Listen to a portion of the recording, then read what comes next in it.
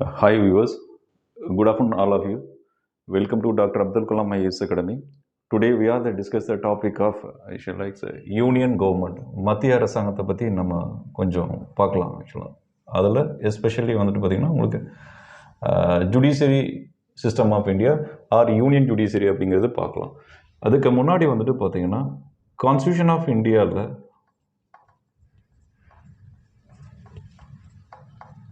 இப்போ ஸ்ட்ரக்சர் எப்படி இருக்குன்னு நம்ம பார்த்துட்டு அதுக்கப்புறம் வந்துட்டு பார்த்தீங்கன்னா நமக்கு வந்துட்டு யூனிட் ஜுடிஷியரி போனோம்னா உங்களுக்கு நல்ல டீட்டெயில்ஸ் வந்து கிளாரிட்டிஸாக இருக்கும். The current structure of the constitution of India has one preamble and 464 is articles and 12 schedules and 25 parts. These are the current structure of the Constitution of India.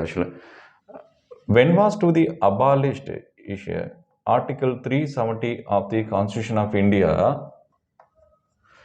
by the Parliament of India on August 5, 2019. Article 370 of the Constitution of India to this says that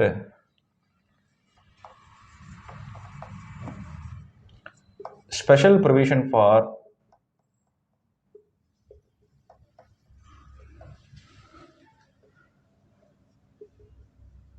state of Jammu Kashmir. State of Jammu Kashmir. When was to the enacted to the parliamentary to the constitutional amendment on August 5, 2019, or before the number of the articles of the Constitution of India, it had 465. அதாவது August மாதம் 5ஆம் தேதி 2019க்கு முன்பாக ஜம்மு காஷ்மீருக்கான சிறப்பு அந்தஸ்தை வழங்குகின்ற 370 சரத்தானது ரத்து செய்யப்படுவதற்கு முன்பாக இந்திய அரசியல் சாசனத்தில் வந்து 465 சரத்துக்கள் என்பது இருந்தது.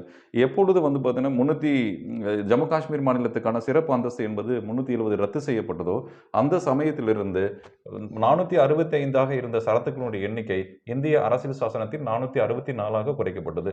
Before the enactment of before the cancellation of the Article 370 of the Constitution of India, the number of the articles under the Constitution are under the 465.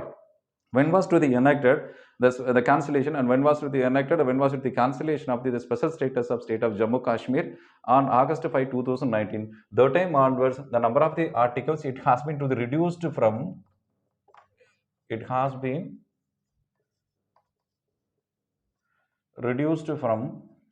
465 articles to 464 articles. தற்பொழுது வந்து இந்திய அரசியல் சாசனத்தில் 464 சரத்துக்கள் மட்டுமே உள்ளன அப்படின்னு நம்ம தெரிஞ்சுக்கலாம். அப்போது தற்பொழுது அரசியல் சாசனத்தினுடைய அமைப்பு என்ன அப்படின்னு நமக்கு தெரியும் ஆட்டோமேட்டிக்காக. இப்போ இந்த இடத்துல ஒரு பிரியாம்பிள் அப்படின்னு சொல்கிறோம். ஒரு 464 சரத்துக்கள், 12 அட்டவணை மற்றும் 25 பகுதிகள் அப்படின்னு சொல்லி. இந்த இடத்துல பிரியாம்பிள் அப்படிங்கிறதுக்கு மட்டும் நமக்கு வந்துட்டு ஒரு டவுட் இருக்கும். What is the meaning of the preamble அப்படின்னு சொல்கிறோம். இது ஷார்ட் நோட்ஸாக நம்ம சொல்லணும்னா preamble of the Constitution of India, also known as preface of the Constitution of India. Preface of the Constitution of India அப்படின்னு சொல்லலாம். or else fundamental and philosophy of the Constitution of India அப்படின்னு கூட சொல்லலாம். Fundamental and philosophy of the Constitution of India அப்படின்னு சொல்லலாம். R இன்னொரு பேர் உங்களுக்கு இருக்கு பண்ண introduction of the constitution of India அப்படின்னு கூட சொல்லலாம்.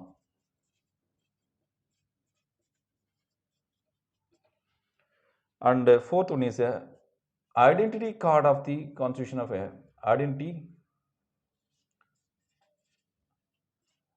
Card of the constitution of India அப்படின்னு கூட சொல்லலாம். And like இதெல்லாம் வந்துட்டு பார்த்தீங்கன்னா other name of the preamble of the Constitution of India. I take that to the consideration to the examples to the discussion with the here யூனிஜி. ஒரு book இருக்குது ஆக்சுவலாக பார்த்தீங்கன்னா அந்த புக்கினுடைய number of the content pages வந்துட்டு பார்த்தீங்கன்னா ஒரு 1000 பேஜஸ் இருக்குன்னு ஐ டேக் த கன்சிடரேஷன். இதை நான் 2 கேட்டகரிஸாக பிரிச்சுக்கேன். Out of the 1000 number of the books, the first pages is a 1 pages and other is வந்துட்டு 999 pages is a rest of the number of the pages of the books.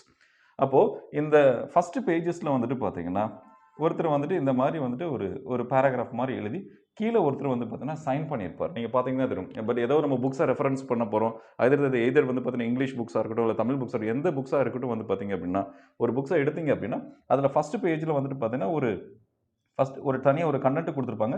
Rest of the pages வந்து பார்த்தீங்கன்னா தனியாக இருக்கும். இந்த first pages வந்து பார்த்தீங்கன்னா அந்த total entire புக்ஸை வந்து பார்த்தீங்கன்னா எதை வந்து பார்த்தீங்கன்னா கோட் பண்ணியிருக்காங்க, அந்த புக்ஸில் எந்த வந்துட்டு ஈவெண்ட்ஸை பற்றி வந்து டிஸ்கிரைப் பண்ணியிருக்காங்க, எதை பற்றி அனலைஸ் பண்ணியிருக்காங்க, எதை பற்றி கிரிட்டிசைஸ் பண்ணியிருக்காங்க, எந்த ஃபிலாசபர் அதை வந்து டிஃபைன் பண்ணியிருக்காரு அப்படிங்கிற அந்த ஷார்ட் நோட்ஸை வந்துட்டு பார்த்தீங்கன்னா இந்த ஒரு பேஜ்லேயே இருக்கும். அப்போ இந்த புக்கை பொறுத்த வரைக்கும் short notes of the particular books அப்படின்னு சொல்லலாம். இந்த ஃபர்ஸ்ட் பேஜ் வந்து short notes of the particular books அப்படின்னு நம்ம சொல்லலாம். அப்போ அந்த சம்மந்தப்பட்ட வந்து புத்தகத்தை குறித்து ஒரு சிறு தகவலை வந்து பார்த்தீங்கன்னா அந்த ஒரு பக்கத்தில் என்பது வந்து பார்த்தீங்கன்னா இருந்திருக்கும். அதே மாதிரி தான் இந்த பிரின்சிபல்ஸில் வந்து பார்த்தீங்கன்னா also to applicable to the current structure of the constitution of India. அப்போ நம்முடைய கான்ஸ்டியூஷனில் வந்து 464 ஆர்டிகல்ஸ் வந்து பார்த்தீங்கன்னா எதை டிஃபைன் பண்ணுது, 12 ஷெட்யூல்ஸ் வந்து பார்த்தீங்கன்னா எதை எக்ஸ்பிளனேஷன் பண்ணுது, அந்த 25 பார்ட்ஸ் வந்து பார்த்தீங்கன்னா எதை வந்து பார்த்தீங்கன்னா அனலைஸ் பண்ணுது அப்படிங்கிற எல்லா ஈவெண்ட்டையும் வந்து பார்த்தீங்கன்னா இந்த பிரியாம்பிளில் வந்து பார்த்தீங்கன்னா டாக்டர் அம்பேத்கர் வந்து கோட் பண்ணியிருப்பாரு.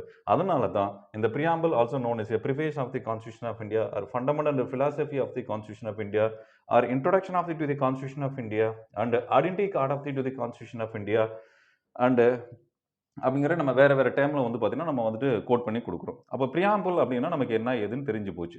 இப்போ நம்ம யூனியன் ஜுடிஷியரி பற்றி இன்னைக்கு பார்க்குறோம்னு சொல்லியிருக்கோம். டேரெக்டாக அந்த டாபிக்கு நம்ம போகலாம். ஆக்சுவலாக அதில் வந்துட்டு பார்த்தீங்கன்னா ஃபர்ஸ்ட் ஒன் இஸ் நான் யூனியன் கவர்மெண்ட்ஸில் வந்துட்டு டேரெக்டாக ஆர்டிகல்ஸ் வந்து நான் கோட் பண்ணுறேன். அதை நீங்கள் ஃபாலோ பண்ணிக்கலாம்.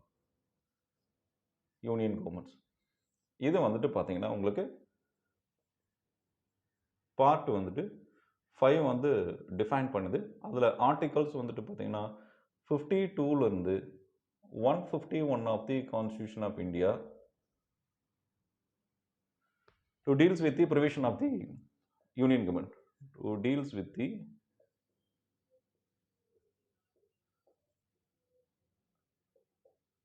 Provision of the union government அப்படின்னு சொல்கிறோம்.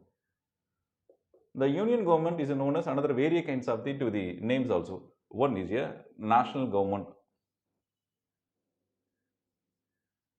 and the second one is a central government and the third one is a union government of India and the fourth one is a government of India. இப்படி வேற வேற நேம்ல வந்துட்டு பார்த்தீங்கன்னா நமக்கு வந்து சென்ட்ரல் கவர்மெண்ட்டை வந்து நம்ம கோட் பண்ண முடியும். பட் அப்போ இந்த இடத்துல part 5 and article 52 to 151 of the constitution of India is that வந்து provision of the union government பற்றி சொல்லு. அப்போ தேசிய அரசாங்கம்னாலும் சரி, மைய அரசாங்கம்னாலும் சரி, மத்திய அரசாங்கம்னாலும் சரி, இந்திய அரசாங்கம்னாலும் சரி எல்லாமே ஒன்று தான். உங்களுக்கு எக்ஸாம்ஸில் வந்து வேற வேற பேரை கொடுத்தனால நீங்கள் ஒன்றும் கன்ஃபியூஸ் ஆகிக்கணும்னு அவசியம் இல்லை. பட் இந்த know that the various kinds of the name under the jurisdiction of the government of India like national government and central government and union government of India and government of India அப்படின்னு சொல்லுவோம். இப்போ union கவர்மெண்ட்ல யாரெல்லாம் compositions வர்றாங்க அப்படின்னு நம்ம பார்க்கலாம். Like இப்போ தான் ஆர்கன்ஸ் நம்ம பார்க்கலாம். யூனியன் கவர்மெண்ட்ல நம்ம ஃபாலோ பண்ணுறோம். ஃபர்ஸ்ட் ஒன்று இதில் வந்து சாப்டர் வைஸ் நம்ம பார்க்கலாம். இஸ் ஏ ஃபர்ஸ்ட் சாப்டர் அத்தியாயம் 1 அப்படின்னு நம்ம சொல்கிறோம். சாப்டர் 1 அப்படின்னு நம்ம கோட் பண்ணோம்னா இதில் யூனியன் எக்ஸிக்யூட்டிவ் அப்படின்னு நம்ம ஃபாலோ பண்ணலாம். நிர்வாகத்துறை, அதில் மத்திய நிர்வாகத்துறை அப்படின்னு சொல்கிறோம். இந்த மத்திய நிர்வாகத்துறையில் வந்துட்டு பார்த்தீங்கன்னா உங்களுக்கு ஆர்டிகல்ஸ் வந்துட்டு பார்த்தீங்கன்னா 52லேருந்து 78 வரைக்கும் வந்து பார்த்தீங்கன்னா கோட் பண்ணியிருக்காங்க. அப்போ அந்த யூனியன் எக்ஸிக்யூட்டிவ்ஸ் வந்துட்டு பார்த்தீங்கன்னா நம்ம ஃபர்ஸ்ட் ஒன்று யார் இருப்பா அப்படின்னு பார்த்தீங்கன்னா the nominal executive head of the வந்து யூனியன் கவர்மெண்ட் ஆஃப் இந்தியா இருப்பார். அவர் பேர் பார்த்தீங்கன்னா பிரசிடென்ட் ஆஃப் இந்தியா அப்படின்னு ஒருத்தர் சொல்கிறோம். அவருக்கான ஆர்டிகல்ஸ் வந்துட்டு பார்த்தீங்கன்னா 52லேருந்து 62 வரைக்கும் வந்து கோட் பண்ணுது. அப்போ article 52 to 62 of the constitution of India is that the provisions and office of the post of the president of India அப்படின்னு சொல்லலாம். அண்ட் செகண்ட் ஒன் இஸ் பார்த்தீங்கன்னா வைஸ் பிரசிடென்ட் ஆஃப் இந்தியா அப்படின்னு சொல்கிறோம். இந்தியாவினுடைய துணை குடியரசுத்தினுடைய வகைமுறையை பற்றி சொல்லிடுது. இதுக்கான ஆர்டிகல்ஸ் பார்த்தீங்கன்னா உங்களுக்கு 63 to வந்துட்டு பார்த்தீங்கன்னா உங்களுக்கு 73 வரைக்கும் இருக்கும். துணை குடியரசு தன்னுடைய பதவியை பற்றி வந்து பார்த்தீங்கன்னா 63லேருந்து உங்களுக்கு 73 வரைக்கும் வந்து பார்த்தீங்கன்னா கோட் பண்ணலாம். அண்ட் தேர்ட் ஒன் இஸ் பார்த்தீங்க அப்படின்னா cabinet ministers of India or council of ministers of India அப்படின்னு சொல்லலாம். இந்த இடத்துல வந்து பார்த்தீங்கன்னா cabinet ministers of India one of the under the organs of the council of the ministers of India. ஏன்னா council of the minister again the classified into the 2 categories. Council of the Ministers to again the classified into the 3 categories. One is a cabinet ministers of India,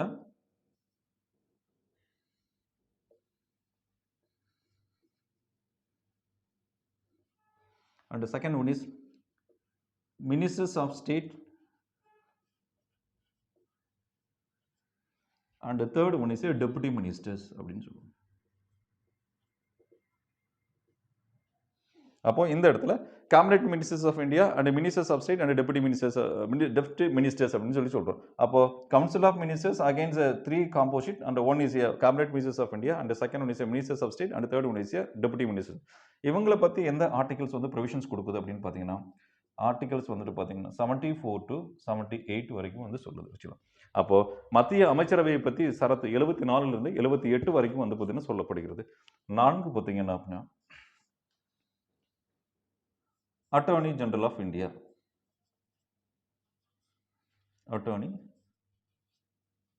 general of India அப்படின்னு சொல்லுவோம்.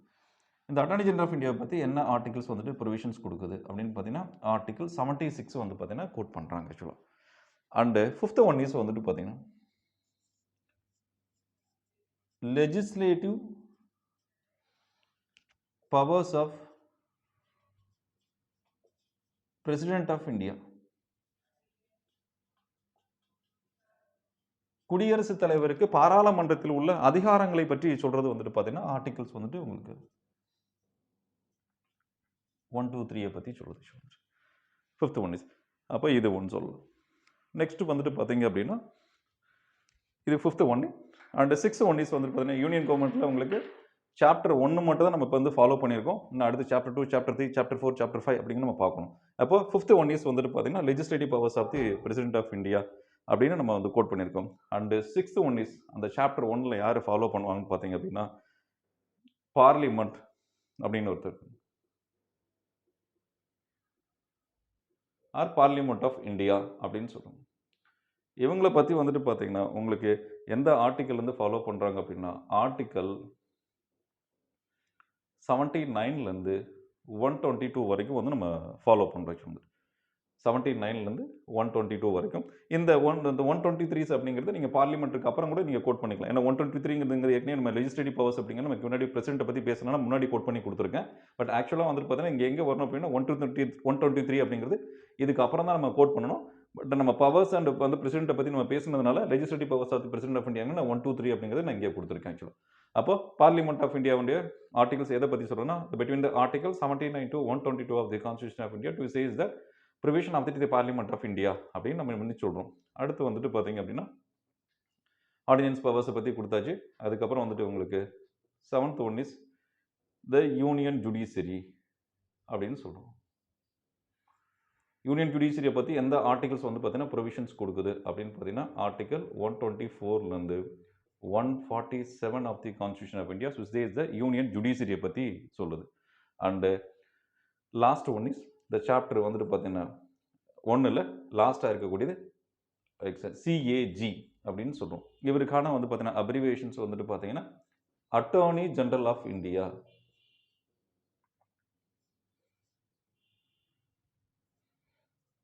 Attorney general of India. இவருக்கான articles வந்துட்டு பார்த்தீங்கன்னா 148லேருந்து 151 வரைக்கும் இவரை பற்றி வந்துட்டு code பண்ணுது ஆக்சுவலாக. அப்போ இதுதான் சாப்டர் 1ல நமக்கு வந்து பார்த்தீங்கன்னா கொடுக்கக்கூடிய யூனியன் கவர்மெண்ட் கூட. அப்போ யூனியன் கவர்மெண்ட்ஸ்ங்கிறது நமக்கு டோட்டல் வந்துட்டு பார்த்தீங்கன்னா எவ்வளோ ஆர்டிகல்ஸ் வந்துட்டு கன்க்ளூஷன்ல இருக்கு அப்படின்னு பார்த்தீங்கன்னா 52லேருந்து 151 இருக்கு. Out of the 52 to the 151 of the constitution of India, 52 to the 78 of the constitution of India says the union executive, மத்திய அரசாங்கத்தினுடைய நிர்வாகத்துறையை பற்றி அல்லது செயலாட்சித்துறை அல்லது ஆட்சித்துறையை பற்றி கூறுகிறது. அந்த ஆட்சித்துறையில் எவ்வளோ பீப்புள்ஸ் இருப்பாங்க அப்படின்னு பார்த்தீங்கன்னா around 8 number of the peoples இருப்பாங்க. The chapter which one of the to the part 5 of the Constitution of India, between the article 52 to 78 of the Constitution of India, to says that the following persons. The one is a President of India under between the article 52 to 62, and the Vice President of India is between the article 63 to 73, and Cabinet Ministers of India are the Council of Ministers of India between the article 74 to 78, and the Council of Ministers. It has to be composed around the three kinds of the categories. One is a cabinet ministers of India and the ministers of the state, and the third one is a deputy ministers, and the fourth one is a attorney general of India, article 76, and the legislative powers of the president of India, article 123, and the parliament of India to the between the article 79 to 122, the union judiciary to the between the article 124 to 147, and 8th is a CAG Attorney General of, sorry, yes sir, Compounder and Auditor General of India. Attorney General of India நம்ம code பண்ணிட்டு ஒரு small corrections இருக்கு. CAG means Compounder and Auditor General of India. Compounder and Auditor General of India. Small corrections இங்கே வந்து பார்த்தீங்கன்னா attorney general of India இங்கே நம்ம code பண்ணியிருக்கோம். இது வந்து பார்த்தீங்கன்னா சிஏஜி அப்படிங்கிறது comptroller, not for the controller. Comptroller COMPTROLLER அப்படின்னு சொல்லணும். And auditor general of India. இதில் நமக்கு புதுசாக வந்து பார்த்தீங்கன்னா தெரிஞ்சிருக்க வந்து பர்சன்ஸ் யாராருன்னு பார்த்தீங்கன்னா இந்த ரெண்டு பேர்த்த பற்றி நமக்கு ஒரு சின்ன டவுட்ஸ் இருக்கும். பார்த்தீங்கன்னா சாப்டர் 4ல் இருக்கக்கூடிய பர்சனுக்கும் அண்ட் சாப்டரில் லாஸ்ட்டில் இருக்கக்கூடிய 8th இருக்கக்கூடிய சிஏஜிக்கு நமக்கு வந்து பார்த்தீங்கன்னா யார் அப்படின்னு நமக்கு ஒரு டவுட் இருக்கும். இந்த ரெண்டு கிளாரிஃபிகேஷன் பார்த்துட்டு will move to the directly to the like union judiciary பற்றி நம்ம கிளாரிட்டிஸை நம்ம பார்க்கலாம். அப்போ அட்டர்னி ஜெனரல் ஆஃப் இந்தியானா யார் அப்படின்னு நம்ம ஃபர்ஸ்ட் நம்ம ஃபாலோ பண்ணோம் அப்படின்னா, who is the Attorney General of India? In case of the any common people of the nations are frequently or once filed against the cases before the jurisdiction of the Supreme Court of India or High Court of the state, during the submission of the application on behalf of the representative of the union government, he or she will be proceeding the cases before the jurisdiction of the higher courts in India. The name of the prime person is the Attorney General of India அப்படின்னு சொல்கிறோம். அப்போ இந்தியாவில் மத்திய அரசாங்கத்திற்கு எதிராக வந்து ஏதாவது ஒரு இந்திய சமூகத்தை சார்ந்த ஒரு பிரஜை அவர்களுக்கு எதிராக வந்து வழக்கு என்பது தொடுத்தால் அந்த வழக்கு உச்ச நீதிமன்றத்தில் உயர் நீதிமன்றத்தில் தொடுக்கப்படுகின்ற பொழுது மத்திய அரசாங்கத்தினுடைய பிரதிநிதியாக இருந்து அந்த வழக்குகளை கையாளக்கூடிய ஒரு நபரை தான் இந்திய அரசியல் சாசனம் இந்தியாவினுடைய தலைமை வழக்கறிஞர் என்று அல்லது இந்திய அரசாங்கத்தின் தலைமை வழக்கறிஞர் என்று வரையறுக்கிறது அப்படின்னு சொல்றாங்க. அப்போ ஹீஸ் ஏ அட்வொகேட் அப்படின்னு சொல்லலாம். He is a advocate, and the second one is he is a highest legal officer of union government. Highest legal officer of union government அப்படின்னு சொல்லுவோம். அப்போ இவர் வந்து ஒரு வழக்கறிஞர், அதே சமயத்தில் மத்திய அரசாங்கத்தின் உயர்ந்த ஒரு சட்ட அதிகாரி என்று சொல்கிறோம். அப்போ மத்திய அரசாங்கத்துக்கு எதிராக வழக்கு தொடுக்கின்ற பொழுது அந்த அரசாங்கத்தினுடைய பிரதிநிதியாக இருந்து உச்ச நீதிமன்றத்திலோ உயர் நீதிமன்றத்திலோ வழக்குகளை கையாளக்கூடிய நபரை தான் இந்திய அரசியல் சாசனம் மிக சிறப்பு வாய்ந்த சொற்களாக இந்தியாவினுடைய தலைமை வழக்கறிஞர் என்று அறுதியிட்டு மதிப்பீடு செய்கிறது அப்படின்னு நம்ம தெரிந்து கொள்ள வேண்டிய ஒரு விஷயம் அப்படின்னு சொல்லலாம். அண்ட் சிஏஜி அப்படின்னு நம்ம சொல்லுவோம், comptroller and auditor general of India. சின்ன கரெக்ஷன்ஸ் நீங்கள் பண்ணீங்க, தப்பாக வந்து நோட் பண்ணிக்கிற வேண்டாம். நான் ஏற்கனவே வந்துட்டு அட்டர்னி ஜெனரல் ஆஃப் இந்தியா நான் கோட் பண்ணியிருக்கேன். திரும்ப அங்கே அட்டர்னி ஜெனரலே வந்து பார்த்தீங்கன்னா ஒரு ராங் அது பண்ணி மிஸ்டேக் பண்ணி கேன்சல் பண்ணிட்டு இங்கே நம்ம காம்பவுண்டர் ஆடிட்டர் ஜெனரல் ஆஃப் இந்தியான்னு கிளாரிட்டிஸை நம்ம ஃபாலோ பண்ணியிருக்கோம். அந்த காம்பவுண்டர் ஆடிட்டர் ஜெனரல் ஆஃப் இந்தியானா யார் அப்படின்னு பார்க்கலாம். Who is the comptroller auditor general of India? He is a constitutional person. இவர் ஒரு அரசியல் சாசனத்தின்படி பதவி வைக்கக்கூடிய ஒரு person. He is a constitutional person அப்படின்னு சொல்லி சொல்கிறோம். அரசியல் சாசனத்தின்படி பதவி வைக்கக்கூடிய நபர் அப்படின்னு சொல்லி சொல்கிறோம். அப்போ இந்த இடத்துல வந்துட்டு கான்ஸ்டியூஷனில் பொறுத்த வரைக்கும் கான்ஸ்டியூஷனல் பர்சன் இருக்குது, கான்ஸ்டியூஷன் பாடி இருக்காரு, நான் கான்ஸ்டியூஷன் பர்சன், நான் கான்ஸ்டியூஷன் பாடி அப்படின்னு இருக்குது. இந்த இடத்துல கான்ஸ்டியூஷன் பர்சன் படின்னு பார்த்தீங்கன்னா அரசியல் சாசனத்தின்படி பதவி வைக்கின்ற நபர்.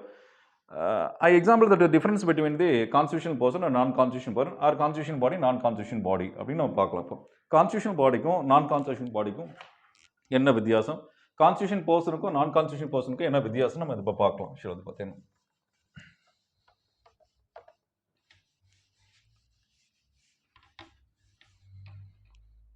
ரைட். இப்போ கான்ஸ்டியூஷன் பர்சன்ஸ் அப்படின்னு பார்த்தீங்க அப்படின்னா நமக்கு வந்துட்டு இதில் 4 கேட்டகரி சொல்லணும். Constitutional person and constitutional body,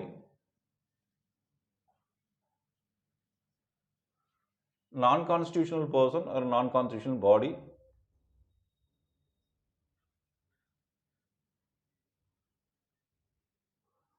and a non-constitutional body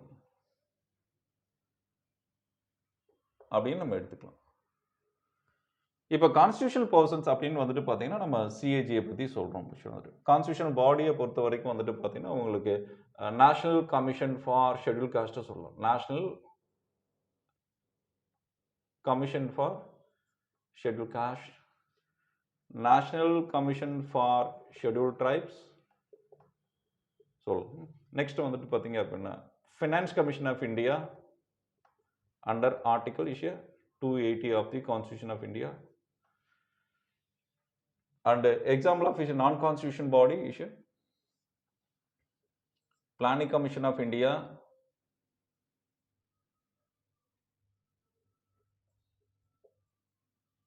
and the second one is a National Human Rights Commission, National Human Rights Commission, தேசிய மனித உரிமை ஆணையம், and the third one is a Lokpal, and the fourth one is a Lok Ayuta, and the fifth one is a National Development Council, and the sixth one is a Nidhi Ayog. These are the to the body, to the example of the non-constitutional body, to the be briefly to the mention under the constitution law அப்படின்னு சொல்றோம். Constitution bodies அப்படின்னா இதுக்கான articles வந்து பார்த்தீங்கன்னா ப்ரொவிஷனில் கான்ஸ்டியூஷனில் mention பண்ணிப்பாங்க. National commission for schedule காஸ்ட்டுக்கான ஆர்டிகல்ஸ் வந்து பார்த்தீங்கன்னா 338A அப்படின்னு கோட் பண்ணியிருக்காங்க.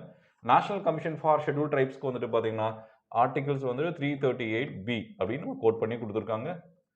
அண்ட் ஃபினான்ஸ் கமிஷன் ஆஃப் இந்தியாவுக்கு வந்து பார்த்தீங்கன்னா ஆர்டிகல்ஸ் வந்துட்டு 280 இருக்கும். அண்ட் ஃபோர்த் ஒன் இஸ் எலெக்ஷனை பற்றி நம்ம படிக்கும்போது election commission of India election is constitution பாடின்னு சொல்கிறோம். அதுக்கான ஆர்டிகல் வந்துட்டு உங்களுக்கு 324லேருந்து 329A வரைக்கும் கோட் பண்ணியிருக்காங்க. And fifth one is public service commission, பொது பணியாளர் தேர்வாணையம், பப்ளிக் சர்வீஸ் கமிஷன் அப்படின்னு சொல்கிறோம்.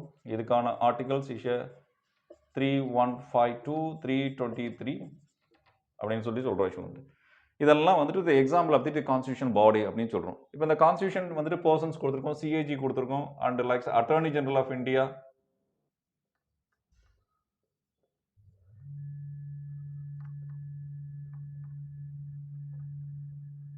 and the third one is constitutional teacher persons of CH, and advocate general of state,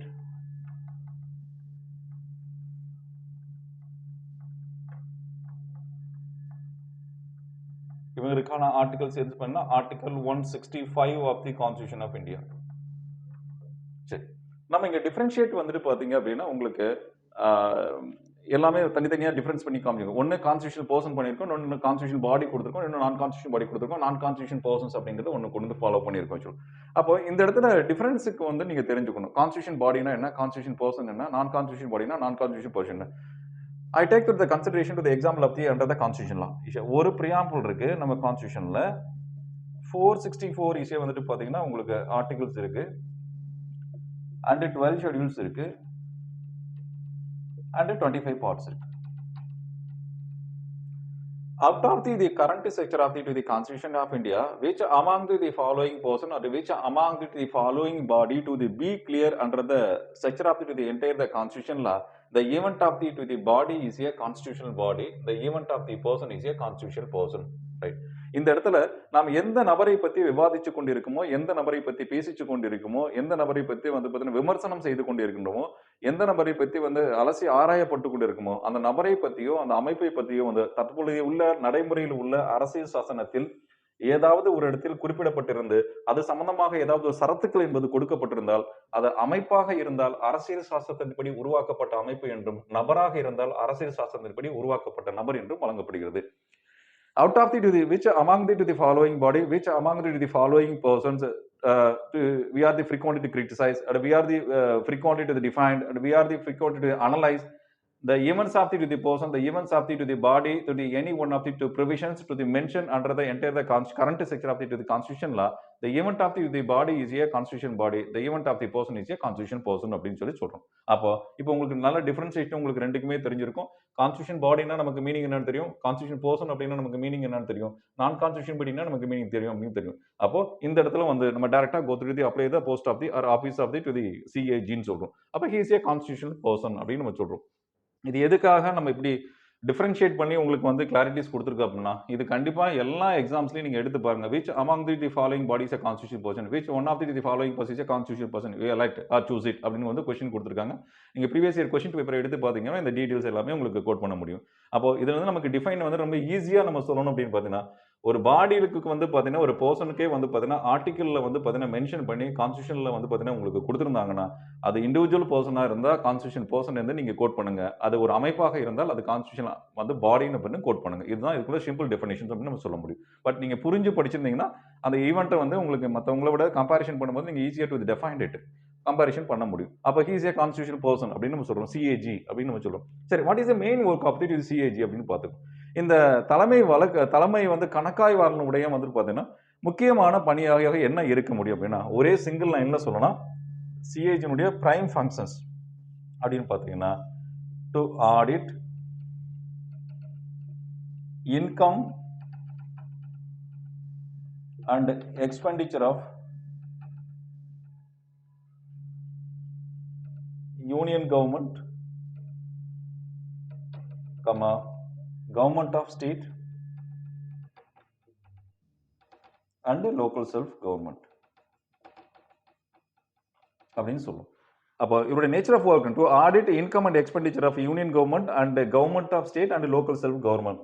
இவருடைய முதன்மை பணி என்றால் என்னன்னு பார்த்தீங்கன்னா, இந்தியாவினுடைய தலைமை கணக்காய்வாளனுடைய முதன்மை பணி என்னன்னு பார்த்தீங்கன்னா, மத்திய அரசாங்கம் மற்றும் மாநில அரசாங்கம் மற்றும் உள்ளாட்சி அரசாங்கத்தினுடைய வரவுகள் என்ன, செலவுகள் என்ன என்று தணிக்கை செய்வதுதான் இவருடைய முதன்மையான பணியாக அரசியல் சாசனத்தில் குறிப்பிடப்பட்டுள்ளது. அப்போ to audit income and expenditure of the union government and government of state and local self government அப்படின்னு சொல்லி. அப்போ இந்த இடத்துல லோக்கல் செல்ஃப் கவர்மெண்ட் அப்படின்னா உங்களுக்கு after the enactment of the 73rd and 74th constitutional amendment அப்படின்னு சொல்லலாம்.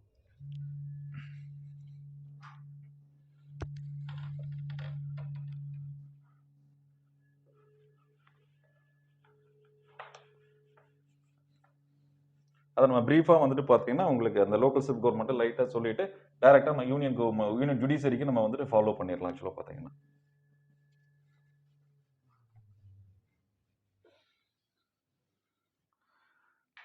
ரைட், இங்கே பார்த்தீங்க அப்படின்னா உங்களுக்கு யூனியன் கவர்மெண்ட் தெரியும், கவர்மெண்ட் ஆஃப் ஸ்டேட்னு தெரியும், லோக்கல் செல்ஃப் கவர்மெண்ட்னு ஒரு ப்ரொவிஷன்ஸை கொடுத்துருக்காங்க. ஆக்சுவலாக இந்த இடத்துல நீங்கள் பார்த்தீங்க அப்படின்னா லோக்கல் செல்ஃப் கவர்மெண்ட் அப்படின்னு ஒரு ப்ரொவிஷன் நம்ம ஃபாலோ பண்ணியிருக்காங்க. அந்த லோக்கல் செல்ஃப் கவர்மெண்ட் அப்படிங்கிறது இப்போ ரீசெண்டாக வந்த கவர்மெண்ட் தான். ஆக்சுவல் ரைட், எப்போன்னு பார்த்தீங்கன்னா ஆஃப்டர் த எனாக்ட்மெண்ட் ஆஃப்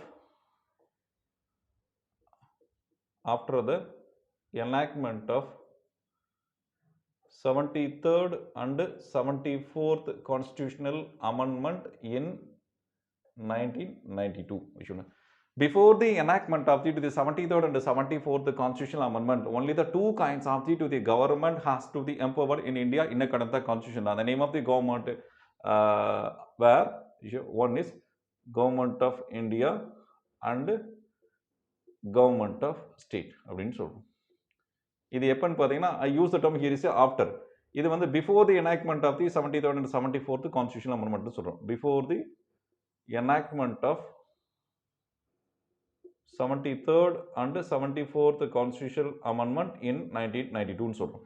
அதாவது 73 மற்றும் 74வது சட்ட திருத்தம் இயற்றப்படுவதற்கு முன்பாக இந்தியாவில் நம்ம அரசியல் சாசனத்தின் வாயிலாக 2 விதமான அரசாங்கம் மட்டுமே என்பது இருந்தது. எப்பொழுது வந்துட்டு 73 மற்றும் 74வது சட்ட திருத்தம் என்பது அனுமதிக்கப்பட்டதோ பாராளுமன்றத்தால், அந்த சமயத்திலிருந்து 3வது வகையான அரசாங்கம் என்பது நம்ம அரசியல் சாசனத்தில் இணைக்கப்பட்டது நம்ம சொல்லலாம். When was to the enactment of the 73rd and 74th constitutional amendment in 1992, that time onwards the third kinds of the government has been to the adopted under the constitutional law. The name of the government is reputably and familiarly and famously also known as a local self government அப்படின்னு நம்ம சொல்றோம். அப்ப அந்த அரசாங்கத்தினுடைய பெயர் உள்ளாட்சி அரசாங்கம் என்று சொல்லுகிறோம். இந்த உள்ளாட்சி அரசாங்கம் வந்த பிறகுக்கு தான் நமக்கு வந்துட்டு பாத்தீங்கன்னா 11th ஷெட்யூல்ல ஒரு ப்ரொவிஷன் ஆட் பண்ணோம். அண்ட் 12th ஷெட்யூலில் ஒரு ப்ரொவிஷனை ஆட் பண்ணோம். இந்த 11th ஷெட்யூலில் வந்துட்டு பார்த்தீங்கன்னா provision of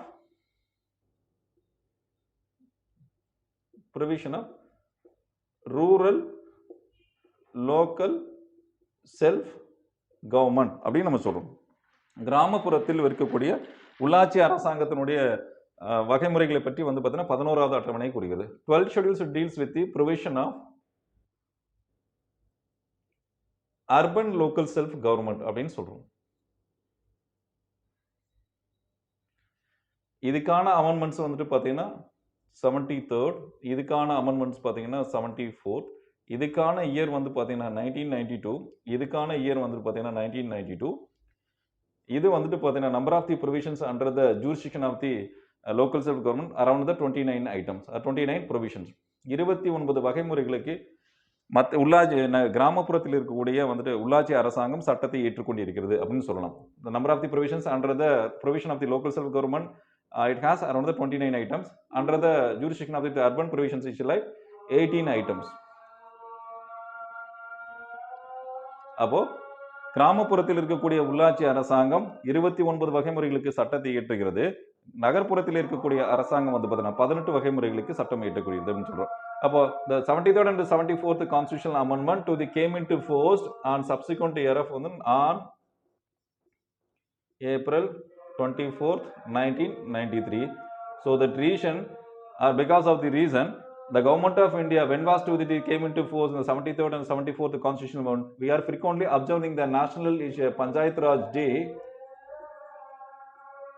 National Panchayat Raj Day on April 24th in every year.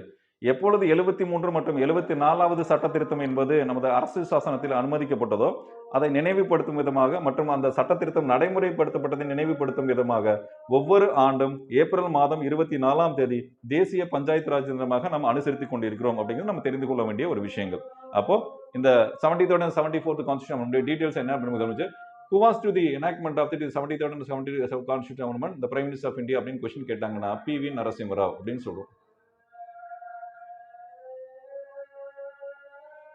ஓகேங்களா? இதுதான் வந்துட்டு பாத்தீங்க அப்படின்னா இந்த provision of the local self government கொடுத்துருக்கோம். இது எதுக்காக இந்த கிளாரிட்டிஸ் நம்ம கொடுத்துருக்கோம்னா இங்க ஒரு டேர்ம்ஸ் வந்து நம்ம powers and functions of the CAG பத்தி படிக்கும்போது இங்க கோட் பண்ணிருக்கோம். The main functions of the CAG is to audit income and expenditure of the union government and the government of state and local self government ன்னு சொல்றோம். அப்போ இந்த மத்திய அரசாங்கம் மாநில அரசாங்கத்துடைய வகைமுறைகள் நமக்கு என்னன்னு தெரியும். பட் அதே சமயத்தில் உள்ளாட்சி அரசாங்கம்னா என்ன நமக்கு ஒரு தெரியாத ஒரு ஃபீல் இருந்திருக்கும். அந்த ஃபீல் தான் இந்த மாதிரி ஒரு இன்ஃபர்மேட்டிவ்ஸா கொடுக்கக்கூடிய ஒரு டேட்டா அப்படின்னு நம்ம சொல்லலாம். அப்போ இதை பத்தி ஒரு கிளாரிட்டிஸ் அப்படின்னு நமக்கு தெரிஞ்சு இது வந்ததுக்கு அப்புறம் தான் உங்களுக்கு வந்துட்டு பார்ட்ல வந்துட்டு உங்களுக்கு ஆட் பண்ணியிருப்பாங்க.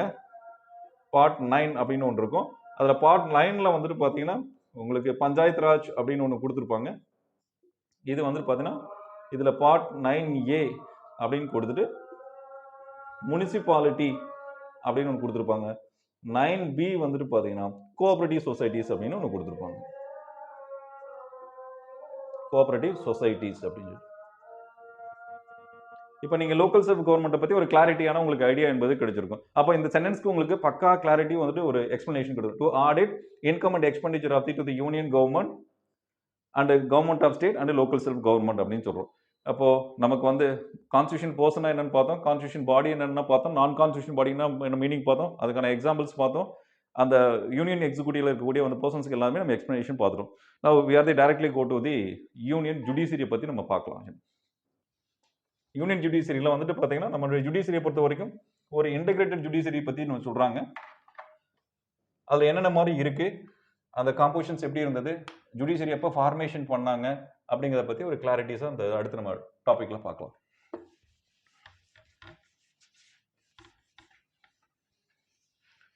ரைட். இப்போ ஃபர்ஸ்ட் ஆஃப் ஆல் வந்துட்டு பார்த்தீங்கன்னா யூனியன் ஜுடிஷியரியை பற்றி பார்க்கலாம்.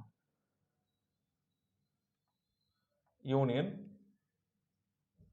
ஜுடிஷியரி அப்படின்னு நம்ம சொல்றோம். இதுக்கான ஆர்டிகல்ஸ் வந்து நமக்கு ஏற்கனவே நம்ம கோட் பண்ணிட்டோம்.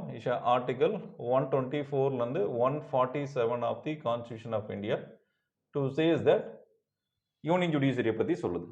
அப்போ இந்த யூனியன் ஜுடிஷியரி பத்தி நம்மளுடைய ஜுடிஷியரியை பொறுத்த வரைக்கும் integrated judiciary system and single judiciary system.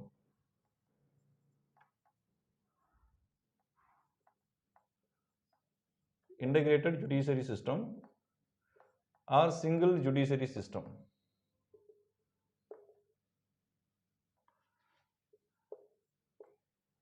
Or hierarchy judiciary system அப்படின்னு சொல்லலாம்.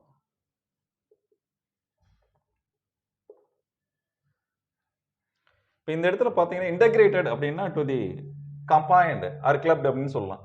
இப்போ I take the integrated meaning of the integrated judicial system. Taluk court, district court,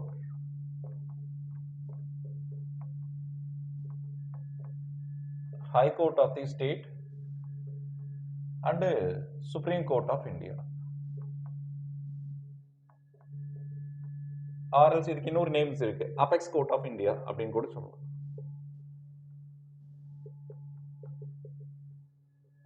right. இப்போ இந்த ரெண்டு கோர்ட்ஸ்க்கு ஒரு பேர் வச்சிருக்காங்க, இந்த ரெண்டு கோர்ட்ஸ்க்கு ஒரு நேம் சொல்லியிருக்காங்க. These courts are also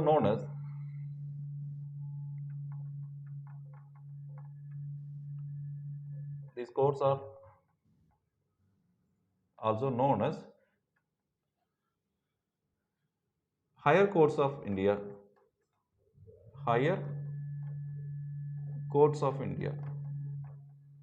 உயர் நீதிமன்றம் நீங்க சொல்லிட கூடாது. Higher court, not for high court. Higher courts of India, higher courts of India அப்படின்னு சொல்றோம். மேல்நிலை நீதிமன்றங்கள், இந்தியாவில் இருக்கக்கூடிய மேல்நிலை நீதிமன்றங்கள் சொல்றோம். இந்த நீதிமன்றங்கள் வந்து பார்த்தீங்கன்னா also known as subordinate courts of state. Subordinate courts of state. மாநிலத்தில் இருக்கக்கூடிய துணை நீதிமன்றங்கள் அல்லது கிளை நீதிமன்றங்கள் என்று நாம் சொல்லுகிறோம். அப்போ இந்த இடத்துல வந்து பார்த்தீங்கன்னா இந்தியாவில் எல்லா ஸ்டேட்லையும் வந்து பார்த்தீங்கன்னா தாலுக் கோர்ட் இருக்கும். இந்தியாவில் எல்லா ஸ்டேட்லையும் வந்து பார்த்தீங்கன்னா எல்லா வந்துட்டு பார்த்தீங்கன்னா யூனியன் பிரதேசம் டிஸ்ட்ரிக்ட் கோர்ட் இருக்கும். இந்தியாவில் எல்லா ஸ்டேட்லையும் வந்துட்டு பார்த்தீங்கன்னா ஹை கோர்ட் இருக்கும். ஆனால் இந்தியாவில் வந்து பார்த்தீங்கன்னா எல்லா ஸ்டேட்லையும் வந்து பார்த்தீங்கன்னா சுப்ரீம் கோர்ட் என்பது இருக்காது. அதனால தான் Ambedkar directed use the term integrated அப்படின்னு சொல்றோம். இன்னும் இது ப்ராக்டிக்கலாக உங்களுக்கு எக்ஸாம்பிள் பண்ணணும் அப்படின்னு பார்த்தீங்கன்னா, உங்களுக்கு ஒரு பர்சன் இருக்காரு, அந்த பர்சன்ஸ் வந்துட்டு பார்த்தீங்க அப்படின்னா உங்களுக்கு நான் ஒரு 4 ஸ்டேட்ஸ் கம்பேரிஷன் உங்களுக்கு கொடுக்குறேன். அப்புறம் உங்களுக்கு ஈஸியாக உங்களுக்கு புரியும். ஆக்சுவலாக ஒன்று வந்து பார்த்தீங்கன்னா தமிழ்நாடு நான் எடுத்துக்கிறேன், அண்டு வந்துட்டு கேரளா, அண்டு லைக்ஸ் வந்துட்டு Maharashtra, and fourth one is Uttar Pradesh. Right. இப்போ வந்துட்டு தமிழ்நாட்டிலையும் வந்துட்டு பார்த்தீங்கன்னா தாலுக் கோர்ட் இருக்கும், கேரளாலையும் தாலுக் கோர்ட் இருக்கும், மகாராஷ்டிராலையும் தாலுக் கோர்ட் இருக்கும், உத்தரப்பிரதேஷ்லையும் தாலுக் கோர்ட் இருக்கும். ரைட். இங்க வந்துட்டு பாத்தீங்கன்னா I take the consideration two kinds of the disputes between the two kinds of the person. ஒரு ரெண்டு பேத்துக்கு ஒரு ரெண்டு விதமான பிரச்சனைகள் அப்படிங்கிறது அந்த நபர்கள் வந்து பார்த்தீங்கன்னா எங்க அந்த அதிகார வரம்பிற்கு, நீதிமன்றத்திற்கு அதிகார வரம்பிற்கு உட்பட்டு வசிக்கிறார்களோ அவர்கள் முதன்மை நிலையில் தாலுகா நீதிமன்றத்தில் வந்து பார்த்தீங்கன்னா தன்னொரு வழக்கை தொடுப்பார்கள் அப்படிங்கிறது நம்ம தெரிந்து கொள்ள வேண்டிய விஷயங்கள். சரி, இங்க வந்து ஏ அண்ட் பி அப்படிங்கிற நம்ம 2 பேரும் எடுத்துட்டோம், 4 ஸ்டேட் எடுத்துக்கிட்டோம். பட் இந்த ஏ அண்ட் பில அந்த ஜட்ஜ்மெண்ட்ஸ் வந்து ஒருத்தருக்கு வந்து ஃபேவரா வரலாம், இன்னொருத்தருக்கு வந்து அன்ஃபேவரா வரலாம். ஏன்னா 2 பேத்துக்குமே வந்து நமக்கு மியூச்சுவலா வந்து பார்த்தீங்கன்னா ஃபேவரா வந்து ஜட்ஜ்மெண்ட்ஸ் எந்த கோர்ட்லயும் வந்து கொடுக்க மாட்டாங்க. அதுல ஒன்னு வந்து ஃபேவரா இருக்கும், இன்னொன்னு அன்ஃபேவரா இருக்கும். The unfavorable people to move to the next level of the court. The name of the court is reportedly is also known as a district court னு சொல்றோம். அப்போ இந்த இடத்துல வந்து பாத்தீங்கன்னா ஒரு சாதகமா இருந்த நபரை விட எதிர்மறையாக வந்து பார்த்தீங்கன்னா தீர்ப்பு வழங்கப்பட்ட ஒரு நபர் கீழ்நிலை நீதிமன்றத்திலிருந்து மேல்நிலை நீதிமன்றத்துக்கு தன் வழக்குகளை வந்து எடுத்து செல்வார் அப்படின்னு சொல்றோம். அப்போ அங்க வந்து பாத்தீங்கன்னா ஒருத்தருக்கு ஃபேவராவோ இன்னொருத்தருக்கு வந்து பாத்தீங்கன்னா அன்ஃபேவராவோ உங்களுக்கு ஜட்ஜ்மெண்ட் கொடுப்பாங்க. Unfavorable people again wants to move to the next level of the court. The name of the court is a high court of the state அப்படின்னு சொல்றோம். இங்க ஒருத்தருக்கு ஃபேவர் இன்னொருத்தருக்கு unfavourable and move to the next level of the court வந்து the final court is also known as a Supreme Court of India or Apex Court of India அப்படின்னு சொல்றோம். அப்போ இந்தியாவுல வந்துட்டு பாத்தீங்கன்னா 25 ஹை கோர்ட்ஸ் இருக்கு. பட் இந்தியாவுல ஒரே ஒரு சுப்ரீம் கோர்ட் மட்டும் தான் இருக்கு. அது எங்க இருக்குன்னு பாத்தீங்கன்னா டெல்லியில இருக்கு அப்படின்னு நமக்கு தெரியும். இப்போ இதை பத்தி தான் நம்ம பிரீஃபா படிக்க போறோம். சுப்ரீம் கோர்ட்டை பத்தி நம்ம படிக்கும். அப்போ when was to the formated the state of வந்து Telangana on June 2nd 2014, the time onwards the number of the high courts in India are 25 numbers. எப்பொழுது வந்துட்டு தெலுங்கானா மாநிலம் ஆந்திர பிரதேச மாநிலத்திலிருந்து எப்பொழுது தெலுங்கானா என்கிற மாநிலம் புதிதாக ஜூன் மாதம் 2ஆம் தேதி 2014 உருவாக்கப்பட்டதோ அப்பொழுது இந்தியாவில் இருக்கக்கூடிய உயர் நீதிமன்றங்களுடைய எண்ணிக்கை என்பது அதிகரிக்கப்பட்டது. தற்பொழுது இந்தியாவில் 25 உயர் நீதிமன்றங்கள் இருப்பது நாம் தெரிந்து கொள்ள வேண்டிய ஒரு விஷயங்கள். அப்போ இந்த ஹைகோர்ட்ல இருந்து ஒருத்தர் அன்ஃபேவராக இருக்கக்கூடிய எல்லா பீப்புள்ஸும் வந்துட்டு பார்த்தீங்க அப்படின்னா ஒரு சேர வந்து பார்த்தீங்கன்னா சந்திக்கக்கூடிய இடம் உச்சநீதிமன்றம் அப்படின்னு கூட நம்ம சொல்லலாம். இன்னும் உங்களுக்கு ப்ராக்டிக்கலாக அந்த கலோக்கியலாக சொல்லணும் அப்படின்னு பார்த்தீங்கன்னா இந்தியாவில் இருக்கக்கூடிய தற்பொழுது வந்து பார்த்தீங்கன்னா India has 28 number of the states and 8 number of the union territories. And total geographical area 32,87,263 square kilometer. 32,87,263 square kilometre கொண்ட பரப்பளவுல இந்தியாங்கிற ஒரு நாட்டில் 28 நாடுகள் 8 யூனியன் பிரதேசம் என்பது உள்ளன. அப்போ இந்த இந்தியாவில் இருக்கக்கூடிய 28 மாநிலத்திலும் 8 யூனியன் பிரதேசத்திலையும் தற்பொழுது Azan date in accordance with the 2011 population census, the number of the populations were living in India around the 121 crore. அதாவது 2011ஆம் ஆண்டு எடுக்கப்பட்ட தேசிய மக்கள் தொகை கணக்கெடுப்பின்படி இந்தியாவில் 121 கோடி மக்கள் வாழ்ந்து கொண்டீர்கள். In accordance with the 2011 population census, 15th population census, around the 121 crore of the people were living in India in 2011 அப்படின்னு சொல்றோம். And as on the date, or as on the October 2022, as on October 2022, the number of the around the 138 crore of the peoples are living in India. அப்போ இந்த இந்தியாவில் 28 மாநிலம் 8 union பிரதேசத்திலிருந்து 138 கோடி மக்கள் என்பது இந்தியாவில் வாழ்ந்து கொண்டிருக்கிறார்கள். இவர்களுக்கு ஏதாவது வந்து பார்த்தீங்கன்னா தனிப்பட்ட பிரச்சனையாக இருந்தாலும் இல்லை சமூகம் சார்ந்த பிரச்சனையாக இருந்தாலும் அவர்கள் முதன்மை நிலையில் அவர்கள் அருகில் வசிக்கின்ற நீதிமன்றத்தில் வழக்கு தொடுக்கப்பட்டு இவர்கள் இறுதி நிலையாக இந்த அனைத்து மக்களும் சந்திக்கின்ற ஒரு சேர சந்திக்கின்ற இடம் உச்ச நீதிமன்றமாக இருப்பதால் அந்த கோர்ட்டுக்கு ஒருங்கிணைக்கப்பட்ட நீதிமன்றம் அல்லது இணைக்கப்பட்ட நீதிமன்றம் அப்படின்னு சொல்லி சொல்றோம். இன்டகிரேட்டட் ஜுடிஷியரி, ஒருங்கிணைக்கப்பட்டங்கிறது கரெக்டான வார்த்தையை நம்ம வந்து கோட் பண்ணுவோம். இன்டகிரேட்டட் ஜுடிஷியரி சிஸ்டம் அப்படின்னு நம்ம சொல்றோம். அப்போ எல்லாருமே வந்துட்டு பார்த்தீங்கன்னா இங்க வந்து நம்ம சந்திக்கிறதுனால தான் இன்டகிரேட்டட் அப்படிங்கிறது யூஸ் பண்ணலாம். அப்போ நம்பர் ஆஃப் தி கேசஸ் வந்து இங்க சுப்ரீம் கோர்ட்ல வந்துட்டு பார்த்தீங்கன்னா நமக்கு அதிகமாக ஃபைல் ஆகும். அப்போ எங்க ஃபைல் ஆகும்னு பார்த்தீங்கன்னா ஹை கோர்ட்ல இருந்து சுப்ரீம் கோர்ட்ல உங்களுக்கு நம்பர் ஆஃப் தி கேஸ் ஃப்ரீக்வெண்டா ஃபைல் ஆகிட்டே இருக்கும். அப்போ என்னன்னு பார்த்தீங்கன்னா to reduce the number of the cases frequently registered to drop out from high court to the supreme court, the Supreme Court of India frequently use the article 136 of the Constitution of India. அதாவது மேல்நிலை நீதிமன்றங்கள், அதாவது மாநிலத்தினுடைய உயர் நீதிமன்றங்கள் உச்ச நீதிமன்றத்திற்கு அதிகமான வழக்குகள் வந்துட்டு செல்வதை அல்லது சமர்ப்பிப்பதை அல்லது தாக்கல் செய்வதை வந்து தடுப்பதற்காக உச்ச நீதிமன்றம் இந்த மாதிரி ஒரு சிறப்பு சரத்தை தன் கைவசம் வைத்துள்ளன. அந்த சரத்து வந்து சரத்து 136 அரசியல் சாசனம் குறிப்பிட்டுள்ளது. The article 136 of the Constitution of the special powers of the to the Supreme Court of India. The name of the to the prime powers is வந்துட்டு special leave petition of Supreme Court of India. Special leave petition of Supreme Court of India அப்படின்னு சொல்றோம். அதான special leave அப்படின்னு கொடுத்துருக்கான். Special leave petitions அப்படின்னா சிறப்பு அனுமதி பெறு. அப்போ இந்த எல்லா வழக்குகளுமே அதாவது வந்து பார்த்தீங்கன்னா உங்களுக்கு current composition of the supreme court of India 1+33 = 34. இந்தியாவில் வந்துட்டு பார்த்தீங்கன்னா உச்சநீதிமன்றத்தில் ஒரு தலைமை நீதிபதி இருக்காரு, 33 உச்சநீதிமன்ற நீதிபதிகள் இருக்காங்க. மொத்தம் இருக்கின்ற நீதிபதிகளுடைய எண்ணிக்கை 34. அப்ப இந்த 34 நீதிபதிகள் வந்து தற்பொழுது வந்து இருக்கிறார்கள். அந்த சமயத்தில் உயர் நீதிமன்றத்திலிருந்து உச்ச நீதிமன்றத்தில் செல்லக்கூடிய வழக்குகள் என்பது அதிகமாக இருக்கும். ஏன்னா நம்ம நாட்டில் பார்த்தீங்கன்னா மக்கள் தொகை பார்த்தீங்கன்னா 138 கோடி என்பது இருப்பதனால் எந்த ஒரு பிரச்சனையாக இருந்தால் நம்ம உடனடியாக சந்திக்கின்ற இடம் அல்லது வந்து எதிர்கொள்கின்ற இடம் வந்து நீதித்துறையாக இருப்பதனால் அதிகமான வழக்குகள் என்பது நீதித்துறையில் தேங்கி கிடைக்கிறது அப்படிங்கிறது வந்து நம்ம வந்து படிக்க வேண்டிய பேப்பர்ல இன்ஃபர்மேட்டிவா நம்ம தெரிந்து கொள்ள வேண்டிய விஷயங்கள். அப்போ இந்த இடத்துல வந்து பாத்தீங்கன்னா இந்த ஸ்பெஷல் லீவ் பெட்டிஷன்ஸ் அப்படிங்கிறது at what circumstances frequently used by the Supreme Court of India under Article 136 of the Supreme Court of India அப்படின்னு நம்ம பார்க்க வேண்டிய ஒரு சூழ்நிலை இருக்கும். அப்போ இந்த ஹை கோர்ட்ல இருந்து நம்பர் ஆஃப் தி பெட்டிஷன்ஸ் வந்துட்டு ஹை லெவல்ல வந்துட்டு ஹை ரேஷியோல வந்து ரெஜிஸ்டர் ஆகிறத வந்து பாத்தீங்கன்னா ஸ்டாப் பண்றதுக்காக ஒரு ஸ்பெஷல் பவர்ஸ் வந்து பாத்தீங்கன்னா டாக்டர் அம்பேத்கர் வந்துட்டு கான்ஸ்டிடியூஷன் ஃப்ரேம் பண்ணும்போது வந்து கோட் பண்ணி வச்சிருக்காரு. அந்த ஸ்பெஷல் பவர்ஸ்க்கு தான் article 136 of the constitution of India சொல்றோம். இந்த பெட்டிஷனை வந்துட்டு பாத்தீங்கன்னா ஹை கோர்ட்ல இருந்து சுப்ரீம் கோர்ட்டுக்கு வந்து பாத்தீங்கன்னா போடுற வந்து நம்ம ஒரு ஃபைல் பெட்டிஷன்ஸ் வந்துட்டு அப்பலேட் போடுறதுக்கு முன்னாடி இந்த பெட்டிஷனை போட்டு the prime permissions the received from the to the Supreme Court of India after the normal procedures will be the happen before the jurisdiction of the Supreme Court of India under the articles and the various kinds of the jurisdiction of the Supreme Court of India under the constitutional law அப்படின்னு நம்ம சொல்லணும்.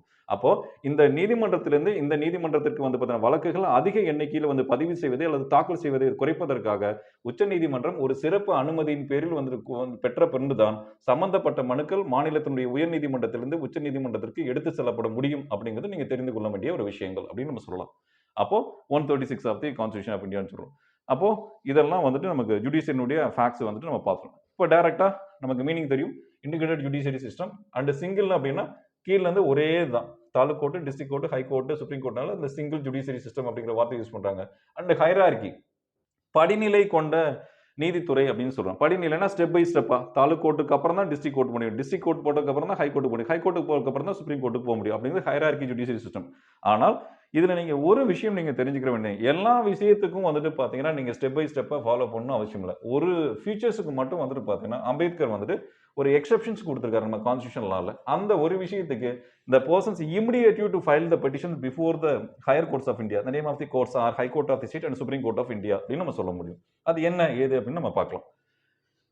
இப்போ என்ன சொன்னோம், எல்லா ஈவெண்ட்ஸுக்கும் வந்து நம்ம step by ஸ்டெப்பாக வந்துட்டு மூவ் பண்ணி பார்க்கணும்னு பார்த்தோம். பட் மற்ற ஈவெண்ட்டுக்கு வந்துட்டு பார்த்தீங்கன்னா நம்ம ஒரு எக்ஸப்ஷன் கேசஸ் கொடுத்துருக்கோன்னு சொல்லியிருக்கோம். அந்த எக்ஸப்ஷன் கேஸ் என்னன்னு நம்ம பார்க்கலாம். அந்த எக்ஸப்ஷன் கேஸ் அப்படின்னு பார்த்தீங்கன்னா, I take that the perfectly to the example or perfectly consideration part 3 of the Constitution of India. Like வந்துட்டு பார்த்தீங்கன்னா ஃபண்டமெண்டல் ரைட்ஸ். இந்த ஃபண்டமெண்டல் ரைட்ஸ் வந்துட்டு பார்த்தீங்க அப்படின்னா உங்களுக்கு article 12 to 35 of the Constitution of India to say that is fundamental rights அப்படின்னு சொல்றோம். இதுல அந்த first fundamental rights is a right to equality, சமத்துவ உரிமை. இதுக்கு ஆர்டிகல்ஸ் வந்துட்டு பார்த்தீங்கன்னா 14 to 18 அப்படின்னு சொல்றோம். அண்ட் 2 இஸ் வந்துட்டு ரைட் டு ஃப்ரீடம், சுதந்திர உரிமை அப்படின்னு சொல்லுவோம். is article 19 to 22. And the third one is a right against exploitation.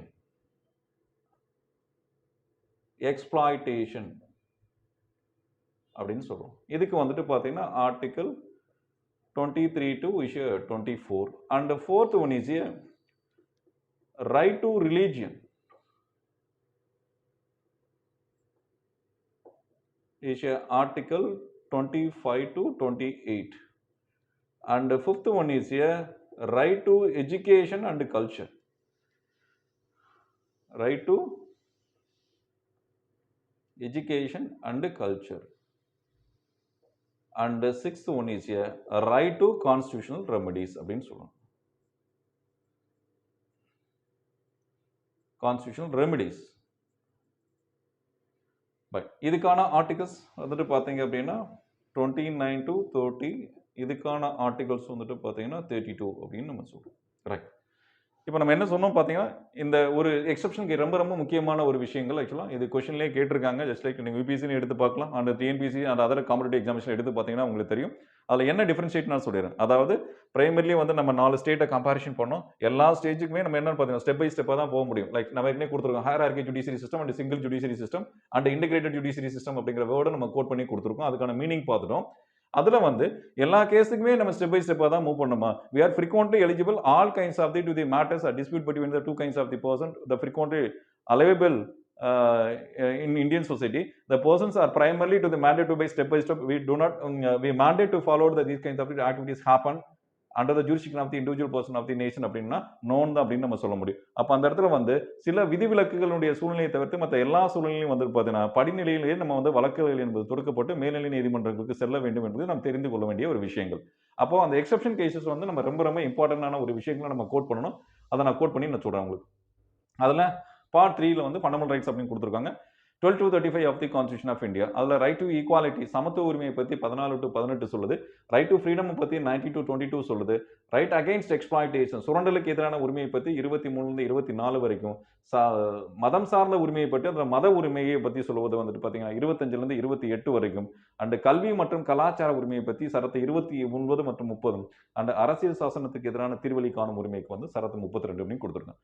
But இந்த விஷயத்துக்கும் என்ன கொடுத்துருக்காங்கன்னா இந்த 32ல வந்து நீங்க to analyse the Dr. Ambedkar during the framing of the draft constitution for India to refer to mention under the classification of the writ petitions under the article 32 and 226 of the Constitution of India அப்படின்னு சொல்றோம். அப்போ classification first writ அப்படின்னு சொல்றோம். தமிழ்ல வந்துட்டு பார்த்தீங்கன்னா நீதி பேராணை அப்படின்னு நம்ம சொல்றோம்.